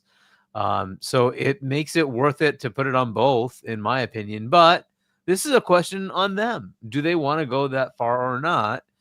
I think they've already opened that can of worms, but I don't think they're ready to announce anything. In my opinion, you wait till Helldivers comes out. You see how it does. This fall, we'll probably see another announcement for something coming over, assuming Helldivers does well. That's my guess. And Spider-Man is one of those that should do well, period. It should do well anyways. It's just Spider-Man. Like, why wouldn't it, right? But I mean, this is also the chance for them to take games that aren't selling and say, you know what? Let's get that Game Pass back, right? Let's take Returnal. It'll now be 6-7 years old, whatever. Hey, let's throw that in Game Pass and see what we get. Does it hurt? Like, is it going to kill it? Like, who the heck's buying a PlayStation 5 to play Returnal? It didn't even sell on, it sold like 500,000 copies on freaking PS5, right? Like, why not try it? Like, see what you get, right? Look what it did to freaking MLB The Show. How much better has that come up because it went into Game Pass. A lot of people tried it and like, yo, this is good. And like, how many more customers do they now have because they put it in Game Pass and they had it on Xbox, right? Like, why not? Right? Like, see what you get from that. If that gets you more fans, hey, that might make it so that Saros gets more customers. And, that's a good thing for that studio, right? Like, but look, you can see where they're going because of the actions that are being forced on them by the upper management, right? Hiroki's like, I'm done with this whole, games are for platform, to make the platform better, right? And the exact thing was something like, platform enablement and marketing tool, right? And they want to make money. That's it. He's like, I want this to be a profit growth thing. I don't care about your stupid console war. We're already selling the number of consoles we need to sell. That's good. People buy it, whatever. It doesn't matter. I need to make money off of these games. You're the studios. You aren't making money from me. What is going on, right? So, and you can kind of see that shift and say, well, how old is this game now? 2018. What happens if I put it on Xbox? Is this going to destroy PlayStation, 6 chances? Maybe, but hey, that game cost me a lot of money, and I have to pay all these royalties. And Spider-Man 2 cost me a lot of money, and I want to make those freaking things profitable. So let's see what I can do here, right? So I just kind of see those things happening. However, I don't think that's what they're saying here. My guess is this is just a remaster, as they always do, right? That's what this is going to be. That's what I think it is. Or they're just trolling you. They're totally trolling you, which would be kind of weird, but they're totally trolling you and don't really have anything in the works. But my guess would be is like Insomniac needs more time for Wolverine, and they're like, how can we make money now? Oh, look, let's take Spider-Man and just like do a little bit of remastering and call it the Super Duper Edition, and here you go. like they did with what was it, the chronological edition of Last of Us or whatever. Christ. Okay, yet another way to put the game out to get some cash so they can get to Intergalactic. That's what they're doing, right? And so that, to me, that's what this is. I don't expect it to be anything else. However, it is an opportunity to say, well, we could also just happen to mention this coming to Switch and Xbox. Yep. Right. It's always a possibility. I mean, I think they should target that. I still think they should take older games from PS4 gen and put them on freaking Switch 1, because some of those games could be scaled down. And then Switch 2. Absolutely put them on Switch 2, because it literally is like a PS4, right? So just go ahead and put some of those games on Switch 2. There's just no reason not to target that and make money. So you're not selling PS5s from PS4 games from 2015. Like, it just put them there. What the heck difference does it make? So that's where I see this. This is just remaster. That's what I see from this. And they have a PS5 Pro. They need to kind of give it more content. I think that's what they're looking to do. That's my guess. Well, there you go. There you go. Corkenstein, what are your thoughts on seeing this? Do you think it's all just far-fetched rumors, craziness, or is it a possibility? It makes sense. Like I said, this is an iconic IP. I mean, Disney loves making money. They love making money more than creating these magical childhood experiences for kids and everything. Listen, if it would make them $1 million, they would Macho Man Randy Savage elbow drop a child on It's a Small World ride if it made them $1 million. They love money, and we saw that PlayStation didn't have the best margins when they had that financial leak because of Spider-Man. So it makes sense that PlayStation's looking to get some of these classic IPs, especially someone like Hargeet said, they're going to put it on Switch too. They're going to put it on Xbox. They're going to make charge $50, $60, even $80 people would probably pay for a Spider-Man game on a different console. It's going to make a lot of money for them. So I wouldn't doubt it. But then again, it could just be like, trolling. Like Hargeet said, we know that Wolverine's in trouble or was in trouble. They what is it? Had to get a whole new creative director when that whole leak happened as well. Yep. That was one of the other fallouts from it is, people were saying it just looks like Spider-Man, but Wolverine. Sony did not like that. So they went with a new creative director and they went back to the drawing board. And that's, why it was supposed to be slated for 2026. Now it's probably, or 2025 or 2026, one of them, I can't remember, but that's why it's, getting pushed back a little bit. Oh, yeah. So yeah, it could be, like I said, Insomniac, but I don't think so. I think they're kind of they're starting that talk. They're starting that hype train. They're seeing what kind of engagement they're getting from this. Everybody's Xbox. That's letting Insomniac know, hey, what is it? Nixies or whatever. What's the porting studio from PlayStation?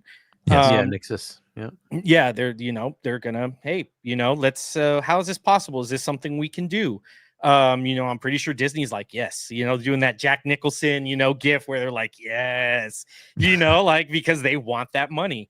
And I think you even said it, and people are gonna, oh, well, Marvel's making them do it. Damn right, Marvel's making them do it. They want that money as well. It's just a no-brainer at this point. Why? People are going to play Spider-Man on the next Xbox console if it has Steam integration. They're already going to play it on the Xbox ROG. Why would PlayStation fight when they can make money? It just doesn't make any sense. Exactly. I agree. And of course, Sony to finance the PlayStation 6 and to help continue to grow and add more games, what they need is... Here comes the money. Here we go. Money talk. Here comes the money. Telling you, it really does. And so I'm just thinking that's a good way to make some money, quick cash from a product that you already have ready to go. Hargeet, we got a couple of super chats, and then we're going to get to SilentCypher's opinions on this. You don't mind? Yeah, absolutely. Let's see. And I think there's two of them. Did we do this one? I don't know. We did this one, right? Yeah, I think we did this one. Yep. Elijah Vasquez, $5. Y'all know almost all PS games coming over to everything is inevitable. Let's not be shy. Most of us assume the same with the 4 games thing. Yep, it is. And then Eternal Shaddai, $5. Spider-Man on Xbox. Took him so long. MJ almost married a guy with a Game Pass subscription. Okay. Excellent. Oh, shit. That was funny. Too funny. All right. So, goodness. SilentCypher. Your thoughts on this? Are we just delusional, or is it copium, or is it, could this really be happening? I think with Death Stranding, and then we also had Helldivers make this same move. I don't think it's a matter of if; it's just a matter of when. At this point in time, I don't see it landing like in Game Pass day one or anything. Obviously, since it's one of Sony's precious IPs, the one or two that they still have left that they haven't canceled. I'm sure they'll make their money off of it, right? Like they'll charge 70 or 80 when it comes, but I would not be surprised if we see this probably within the next year. It wouldn't be shocking. Totoki has been very focused on the idea of like, we want to continue this business. We want to make it sustainable. We want to still be around in the future. Right? Like you want a PS6, so do we. But we also want to be able to make it sustainable. You look at Microsoft and you look at some of these studios like Square Enix, and it's one of those things where they realize like, gee, we're releasing this game out to the exact same group over and over again, and the pool's not getting any bigger. And so if we release this to a wider audience, it's only going to benefit us. We get more opportunity to make more money off of something that we're at this point not going to put that much more development effort into to make it as like a remaster version or whatever. It's always the file save as joke, right? For PC is like file save as 4K. Obviously there's some more work that goes into it, but at the same time, you could release this thing, and obviously they're working on something, which I think Hargeet and Cork both mentioned it, but it's likely that it's just a remaster re-release for the current systems. But at the same time, if you're already putting that effort in, why wouldn't you put that on to other systems as well? It only makes business sense for you to release this thing to the widest audience possible so you can make as much money back as possible. Because we know that Spider-Man 2 was a major money sink for them when it came to the cost for the rights and everything through Disney for the property. Like, it's expensive. This stuff is not just, you can't just get it back by like a small pool of gamers. You want to get this thing out everywhere. So for me, I wouldn't be surprised. Boom always talks about this too. Gotta give props to Boom. He's like, this thing's coming eventually. I would not be surprised if come like spring of next year or something, maybe we see it. I think whatever happens with this, if this is a remaster announcement or whatever they're hinting at, this thing will end up hitting Xbox or like Xbox PC or whatever 6 months after the remaster would, and you'll see it make its way to Xbox players. Like, again, it's not a matter of if, it's just a matter of when. Totoki has seen that they want to make money. They need to make money. They need to make it sustainable.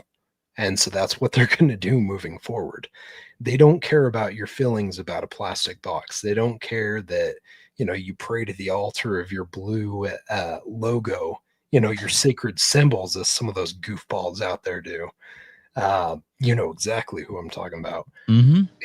They don't care. They don't care what your feelings are about it. They care about your money.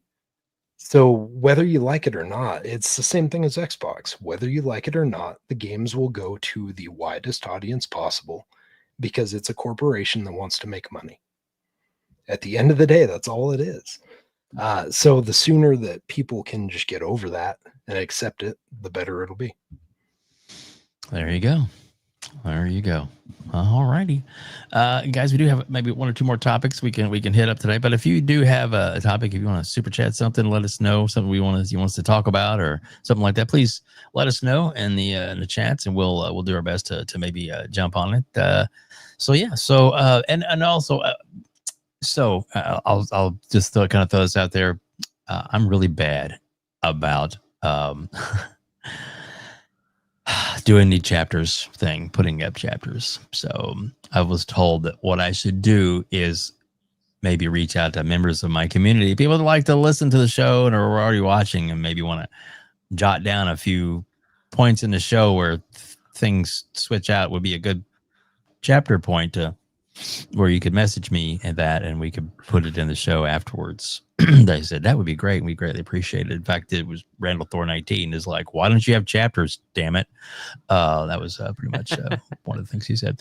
And I agree, but I just, and Dirt and Shaun are really, really good about their chapters.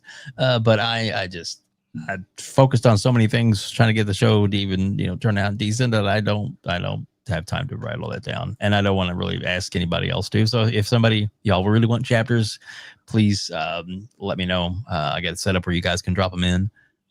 If the chapters get weird, I'll have to go in and fix that to where I have to put them in myself.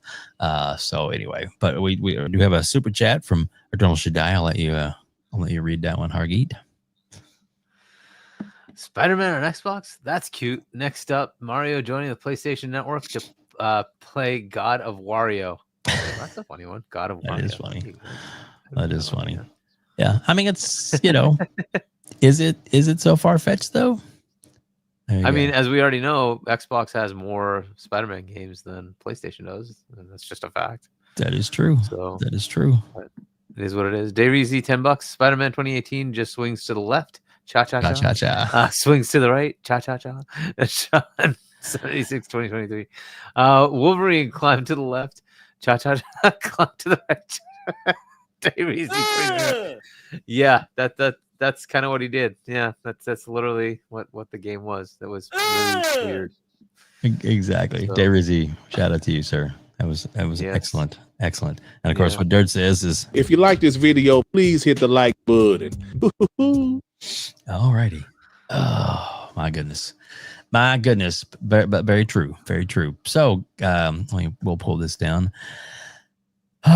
Stop sharing that. All right, guys. Hargeet, Next anything topic. else? We have like 2 topics we can probably do, which is Ghost of Yotei and the Fallout projects. Let's just do Ghost of Yotei. Let's do it. Let's do it.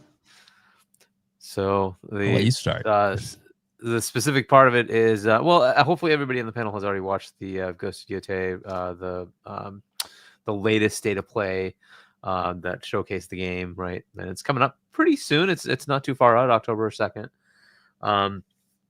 So there's some hit or miss as far as the graphical fidelity of the game, and whether it's really much of an upgrade over Ghost of Tsushima, which is a PS4 game. This is specifically a PS5 game, and a lot of people aren't really seeing that really high level bump to really push the narrative of this is going to showcase the box.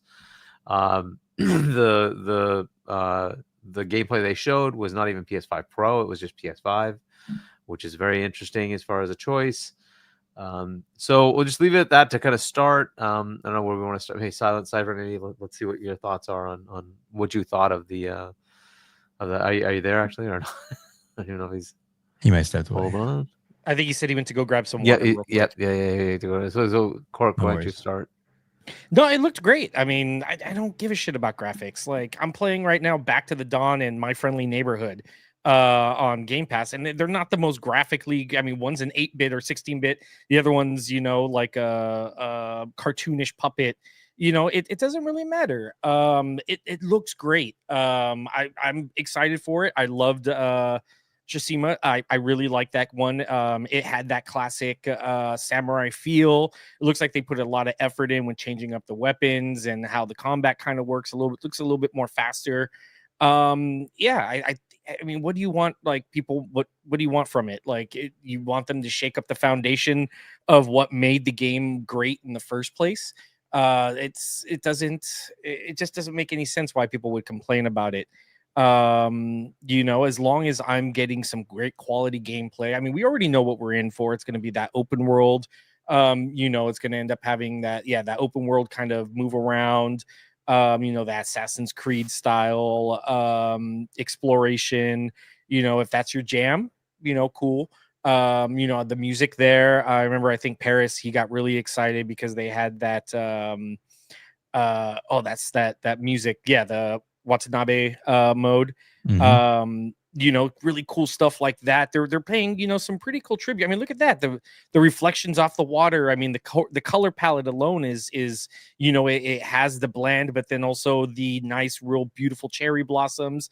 It's a gorgeous looking game in my opinion. So I don't know what people want more of. Especially when you're looking at developers right now that are looking to cut costs. The director You of can't- Samurai Champloo, Shinichiro You can't Honda, really. on to listen. You can't expect developers to have like this unlimited resources and especially on something. WEBDAVE, we can hear the audio. Yeah, no, I'm bringing. I just touched you.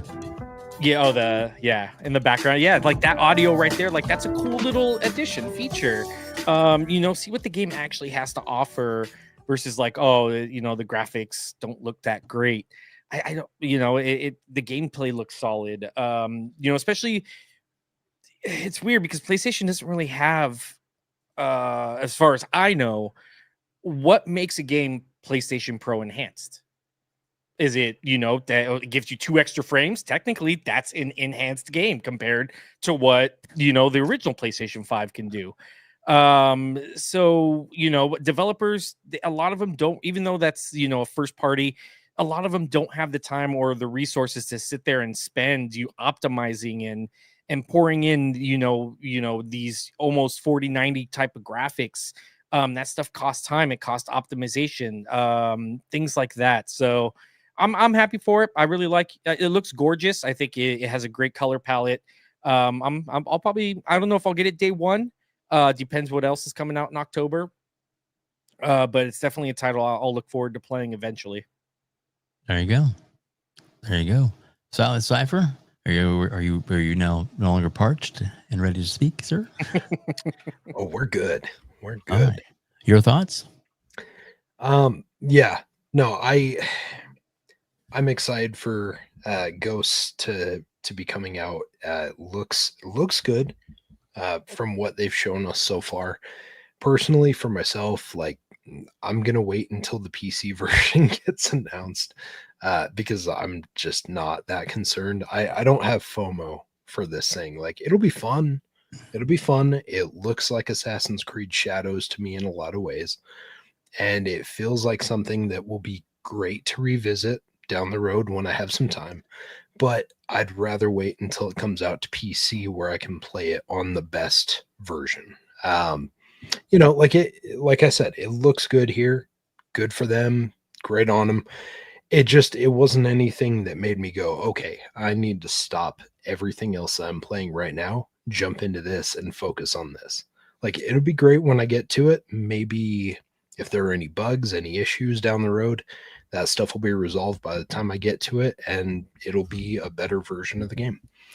I don't know. Just as I get older and as I have less and less time for these things, I don't care if it comes to PlayStation or whatever first. Like I'll get to it eventually. There's plenty of games coming out on my preferred console this year that by the time this comes out and I have the access to it on other consoles I prefer, I'll have the time and I can get to it then. Like I'm not that concerned about being day one anymore. But it looks cool. Looks like they're pushing some really cool content with it. And I mean, just like the original game, it's really good. Really cool narrative and stuff to it. It looks cool. I'm not worried about doing it like day one. Yeah. We'll do it later. There you go. Hargeet, floor is yours, sir. Yeah, so first let's get these out of the way. $2. How many ponies must die for Spider-Man to fly? Swing. Swing. Dave Reezy also gifted 10 WebDave memberships. Thank you Sir? so much, Dave Reezy. And with that, you get this. Sorry. Go ahead, Hargeet. Yeah, as far as the graphics, look, they scaled up with a lot of this is we should also recognize that Ghost of Tsushima was so stunning for what it did on the PS4, right? So they really pushed the envelope to do that. It was a really good looking game. And when they scaled it up here, yeah, it is kind of PS4 scaled up. That's fair. It is what it is. You can kind of see like a better lighting. You can see a bit more density.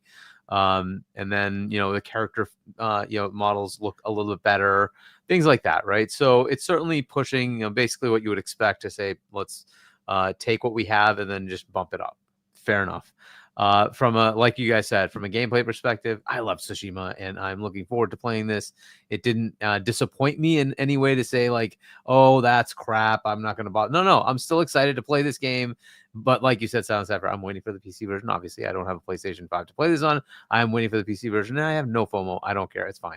I will wait. I'll get that version. I hope it also has even better assets available when it comes to PC. Great. That'd be awesome. So as far as like the graphics capabilities being pushed, I think this is all coming around as to some of the meltdowns that have been happening about multiplat and say like, is Sony still doing what they used to do, like going back to the PS4 and seeing what God of War looked like, and it was just pushing the graphics power of the PS4 and the Pro, and looking at Ghost of Tsushima or Spider-Man or Last of Us, and you see like how they're pushing the box to its limits. I don't think they care anymore because if they did, they would hold it and say, no, we got to make this look as good as possible. We're going to increase our everything to be even more crazy. And, we'll show the PS5 Pro version with all these, even better graphics. I think that's over. So some of that meltdown is just correct. They're not going to sit there and say, we're going to wait and make sure the game looks as good as possible on both the 5 and the Pro. We're going to release the game because we know it's coming to PC and likely other platforms. I'm just saying. So you just have to kind of put that in perspective and say, like, dude, the game now needs to live on its own and be profitable, and it still looks really good. Just give credit to the team who made the PS4 version. That PS4 game looks really good. Now, is it like, next gen, awesome looking, whatever, the latest Unreal Engine 5, powerhouse stunning thing? No, but fine. It doesn't necessarily need to be. I'm like Avowed. Does that look like it is Unreal 5, right? Does it look like it's pushing the graphics fidelity to? I don't care. Is the game good? And that's what's gonna matter. And like, if the game is fun, great. South of Midnight is also an Unreal game.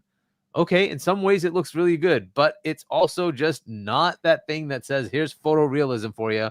It's who cares? It's a fun game. That's it. That's all that matters. If you like the game, play the game. That's it. Right. And I think this is what they're going to be doing a lot more of now, is to say, we're not going to revamp our engines to make them so so much better, because that's an investment and you have to go spend the time and money on that. And it's like, well, okay, can we get it to a point where it looks better? Good enough. Move forward and let's go. And like that. So this is kind of a hit or miss for me, as far as like, I'm not the graphics guy. I would rather these companies come up with games in a few years rather than spend time making the game look as beautiful as. But I don't care. I want the game. I loved having the 360 gen where I got trilogies in that gen. Yep. I don't care the graphics.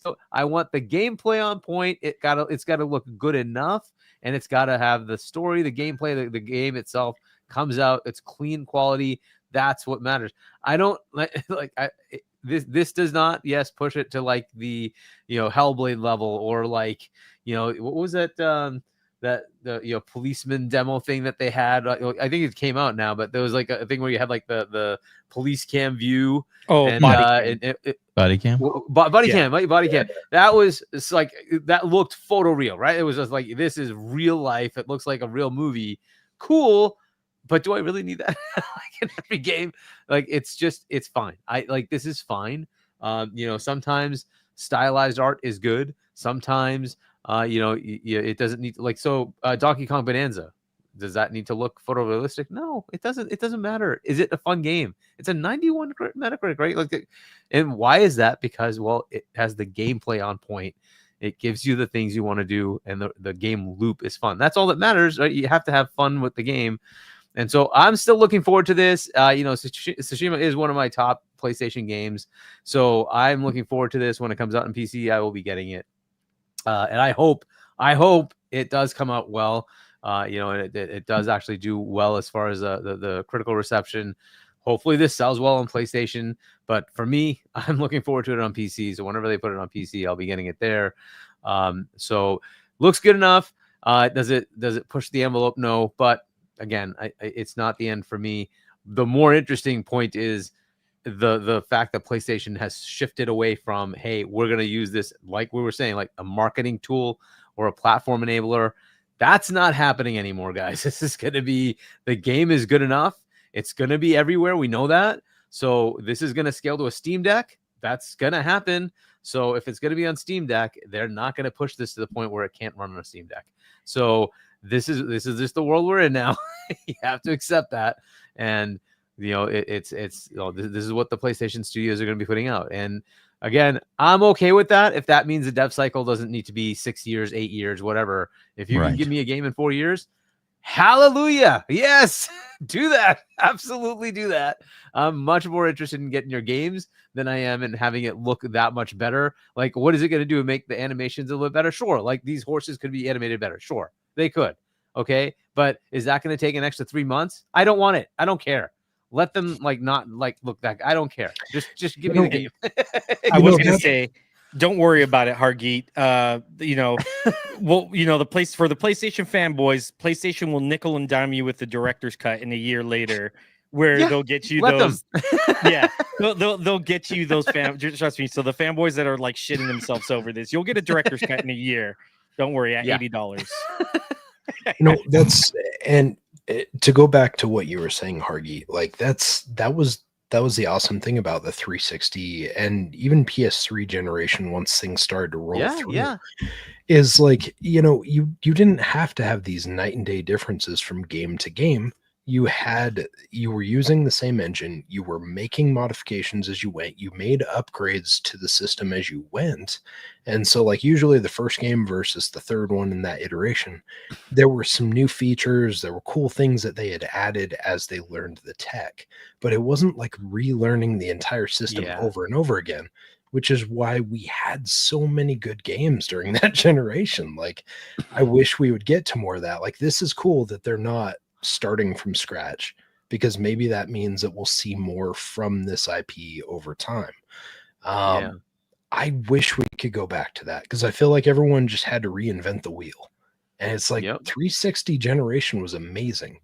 I feel like people weren't taking notes when that whole generation went through. Like, there were so many good things that happened during that generation. It feels like all the devs just kind of got too focused on just making it as high quality as possible, when, like, yeah, you can play it on console, you play it on PC or whatever, you can make it look better on the systems if you get a better system. But just in general, just releasing more iterations for that IP so you build a bigger fan base so you can support that game long term. Yep. Yeah. I that generation, even to PlayStation, you had Uncharted 1, 2, 3, and Last of Us from the same studio, right? They did all those games in the same generation, right? You had Super Mario Galaxy 1 and 2, and on and on. It was just a crazy generation. Assassin's Creed started on the 360 and went through AC4, right, with Brotherhood and all that stuff in between. All that stuff happened. Like, it was just crazy how many things we had that generation. BioShock and on and on and on. So many games. Yep. Yeah. And then War, like, you Army had of One, Kane and Lynch. Like, the list goes on and on. There were a GTA ton. 4, GTA 5, Red Dead Redemption, all from the same Rockstar that now takes an umpteen million years to give you a game, right? They gave you 3, right? They had another one too, right? Didn't they have like Rockstar Tennis or something like that? Tennis. Yeah. Table And when tennis. did Bully come out? Was that an OG still, Xbox? Or was that? That was 360. That was 360. So they had that too. So right? It's like, and now, like, come on, they give you one game a gen. Like, seriously, it's crazy how much more we had then. So, but yeah. Yeah. Oh yeah, somebody mentioned this one too. That's true. They had LA Noire. That was another one. LA Noire. That was great too. That's right. Like, how much more, like, like, it's crazy how much more we had back then. Midnight Club 3 was 360 also. Like, they were firing on all cylinders at that point in time.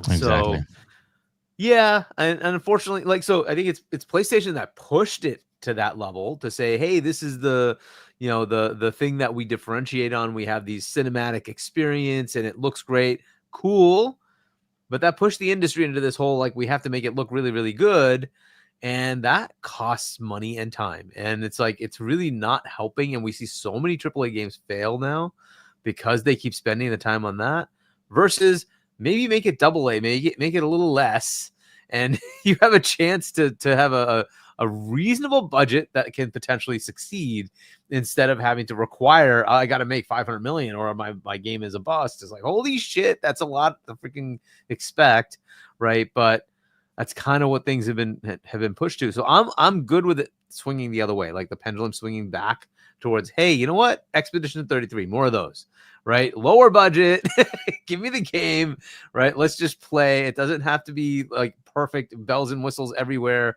It's good enough. Expedition 33 still looks great, and like, I was gonna say, but it looks amazing. Like, for what it does, it still graphically looks great. Yeah, and that's good enough. It doesn't have to be crazy. You have to reinvent every little blade of grass, every little, like, dude, whatever. Just give me the game. So we'll see how that continues. Hopefully that like pendulum swing kind of works for everyone. In comparison to AC Shadows, that's another thing that was kind of out there, is that it's very similar as far as setting, right? It's Japan in that same kind of era. and you have a protagonist whose family was attacked, and it's a revenge story, right? So you kind of have that same thing, and then the gameplay mechanic, or the sort of the main story element is going after the people that attacked your family, right? So it's kind of very similar there. We'll see how that plays out. Graphics wise, AC Shadows is pretty good. It is very, very well done, and it does seem to have a step up over this. Okay, fair enough, right? But that also means it costs them more, and it's a lot of developers at Ubisoft, right, that make those games. So is that a better model? Or I don't know. I would rather just have the game. If it takes less people and you can get it out sooner, great. Just give me the game. AC Shadows, if it had a step down in graphics, would people not play it? I mean, come on, you'd still play it. It just wouldn't matter, right? So, but yeah, it does look better. Fair enough, right? So if you look at AC Shadows, it does look better. I think GTA is going to be the game that's going to really showcase these boxes, because they spend a lot of time and money, and they're going to get you the best they can out of it. But unfortunately, that also means it takes a long time. Their last game was what was RDR2? Is that 2016 something? When was that? 2017, something like that. It was a long time ago, wasn't it? Oh, 2018, because I think it lost to God of War, right? It lost to God of War as a game of the year. Yeah, it did. So 2018. So it's been a while. We're getting into 26. You're getting the next game 8 years later. So that's quite crazy. But either way, I'm kind of liking this shift, but it may not be what some very diehard PlayStation fans want. Yeah, They've kind of conditioned their consumer base for Hollywood blockbuster, and I think that's why you're seeing a lot of the kickback and stuff from this, is because that's just what they've conditioned them. Hollywood blockbuster, big, gigantic set piece kind of thing. And it's just like I said, we saw it balloon all of their budgets to where the margins were incredibly low. And that's just not the PlayStation anymore. Like I said, I mean, as much as people are shitting on Xbox for cutting costs, and as much as I don't like it, Amy Hood, kind of what she's kind of done and how she's kind of cutting costs, the way she's doing it, it's still doing it. In PlayStation, you're gonna see PlayStation doing the same thing. The only reason why you're not seeing Nintendo do it, because I already know people are gonna come, well, Nintendo's not doing it. It's because look at their games, Donkey Kong, Banana. They've never really done high grade graphics like this. They've never done voice mode or mocap, where they're putting people in green suits and mocapping all their shit. They haven't done that stuff that eats up all this. Even their voice acting, they don't really have voice actors in their games. It's it's like it's like that. That's all it is. It's these little sound bites. They don't have full voice acting, which also takes up a lot of money. So they don't balloon their there you go. They don't balloon their budgets like PlayStation and Xbox does. So that's another thing. Before people jump on that, that's the only reason why. And PlayStation's going to go the same exact way. They're going to cut costs where they can. Yeah, agreed. Get over here. Sorry, had to drop some more sound bites. Oh goodness. Well, guys, wow, man, we 2 hours. We did it. Woo!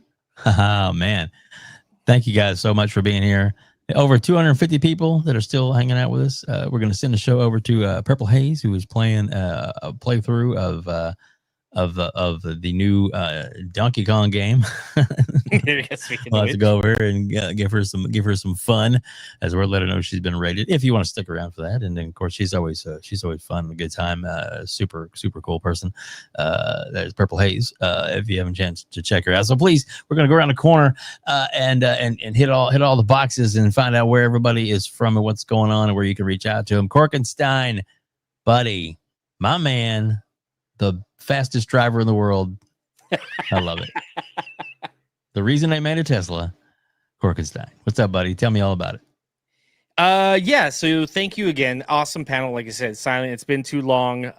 We'll have to get a COD game in again sometime soon. Hargeet, always a pleasure. WebDave, thank you guys. You, like I said, awesome community. You guys share kind of similar people with Boom, and like I've always said, you guys always have such a warm welcoming community. Even when people don't agree, it's civil. So thank you guys in the chat as well. This wouldn't be possible without you guys. For me, you guys can find me on Twitter and Blue Sky. Just look up the Corkenstein or Corkenstein. Either one. Your own narrative. Sorry. No, I already knew you were gonna. I thought you were gonna play the soundbite. That's why. Who would never do that? Yeah. So the the Frankenstein soundbite. Yeah. So I don't know. It's just people say it differently, and I'm not gonna judge. I just appreciate Dr. Frankenstein. Frankenstein. You're putting me on. No, it's pronounced Frankenstein. I mean, as long as they don't call you Corkenstein, right? Like... There you go. I mean, now that's going to be a narrative, so thanks for that. It sounds like a British pub, doesn't it? The Corkenstein. Hello. But yeah, you guys can find me on Game Pass Gumbo as well. That's another channel. We actually had Gold Shell on here. Thank you for that. Yes. And then also Xbox Talks as well. That's a page ran for the subreddit community or Xbox, which I also help run over on Reddit. So if you guys want, you could join there. We do a lot of cool AMAs. We gave away I think 1 of 8 Expedition 33 console and controllers a while back. We gave away 40 Design Lab controllers voted on by the community. So yeah, please guys, if you guys can jump in. And yeah, I appreciate all of you. Same here. So right back at you. SilentCypher, please tell everybody that we can reach out to you, where they can find you now, and where you're going to be, where you're hanging out. Oh man. Well, first off, thank you guys for having me. It's been far too long, as you mentioned. It's great to hang out with you guys. Cork, it's great to see you. Of course, we'll see each other on Friday morning as well. So it'd be good to hang out with you again as well. Chat, you guys rocked it. It's great to see everyone in here. As far as where you can find me, it's kind of a smaller pool, but you can find me on Blue Sky, find me on, I don't know, Instagram, some other ones as SilentCypher, pretty much everywhere except for Twitter. You can find me on there. If you want to play any games, feel free to add me on Xbox as SilentCypher as well. You find me on Wednesdays when I have the opportunity and the schedule clears up on Xbox International Podcast. Find me Friday mornings. This coming Friday, I'll be hanging out on Mr. Boomstick's show, Breakfast with Boom. And occasionally on some other channels, occasionally if they're willing to have me, like these kind gentlemen right here. But no, it's great to be here, and I'm super happy to be hanging out with you guys again. Hopefully we can do it soon. There you go. And of course, my buddy, my friend, the man that makes this show possible with his wisdom, and I greatly appreciate it. Hargeet Chani. Hargeet, please tell everybody where they can reach out to you, where they can find you, where they can buy your book, and where to get into a Discord chat with you. Sure. Chani on Discord and Xbox. And then, yeah, if you want to subscribe to my channel, Hargeet Chani 1 on YouTube. And then my book is shop.china.us if you want to go check that out. Yeah, I'll be on with Boom on Wednesday, 7 p.m. US Eastern, Double Barrel Gaming. And then See Money and Doodle on Friday, 8-ish p.m. on Friday evening on Point for Gamers. And I think we're still skipping next week for with Fonz on Saturday because he's still moving. So I don't think he'll have his setup ready. So, but maybe we'll be back. But if not, we'll certainly be back next week for our show on Sunday. We'll be here Sunday. Yep. Check that out. There you go. And Sunday, I think we got pretty much locked in. I'd say 99% locked in is Wagerman will be here. So looking forward to that. Talk about his new channel that he's finally starting, and all that kind of stuff. And it was big, integral part of getting the community fan fest going. Yes, because he was right there, local and on the ground, and getting a lot of stuff done. And super nice guy. And he'll be the first time ever on the council with him. So I'm looking forward to that. And then we'll see who else we can get to to come on with us, but we're working on it. We're working on it. It's people got lives and stuff to do, so sometimes it's a matter of who can make it, who has the chance to and the time to get on, and but it's always appreciated whenever we have guests and everybody in the chat. Still over 200 people here hanging out with us. Thank you all so much for joining us, and we'll leave you with this. Man, let me tell you, Xbox is where it's at. The games, the community, it's everything. I'm hyped for what's next. And man, let me tell you, I like that. Xbox is where it's at. The games, the community, it's everything. I'm hyped for what's next. Thanks for joining us here on the Gamers Council.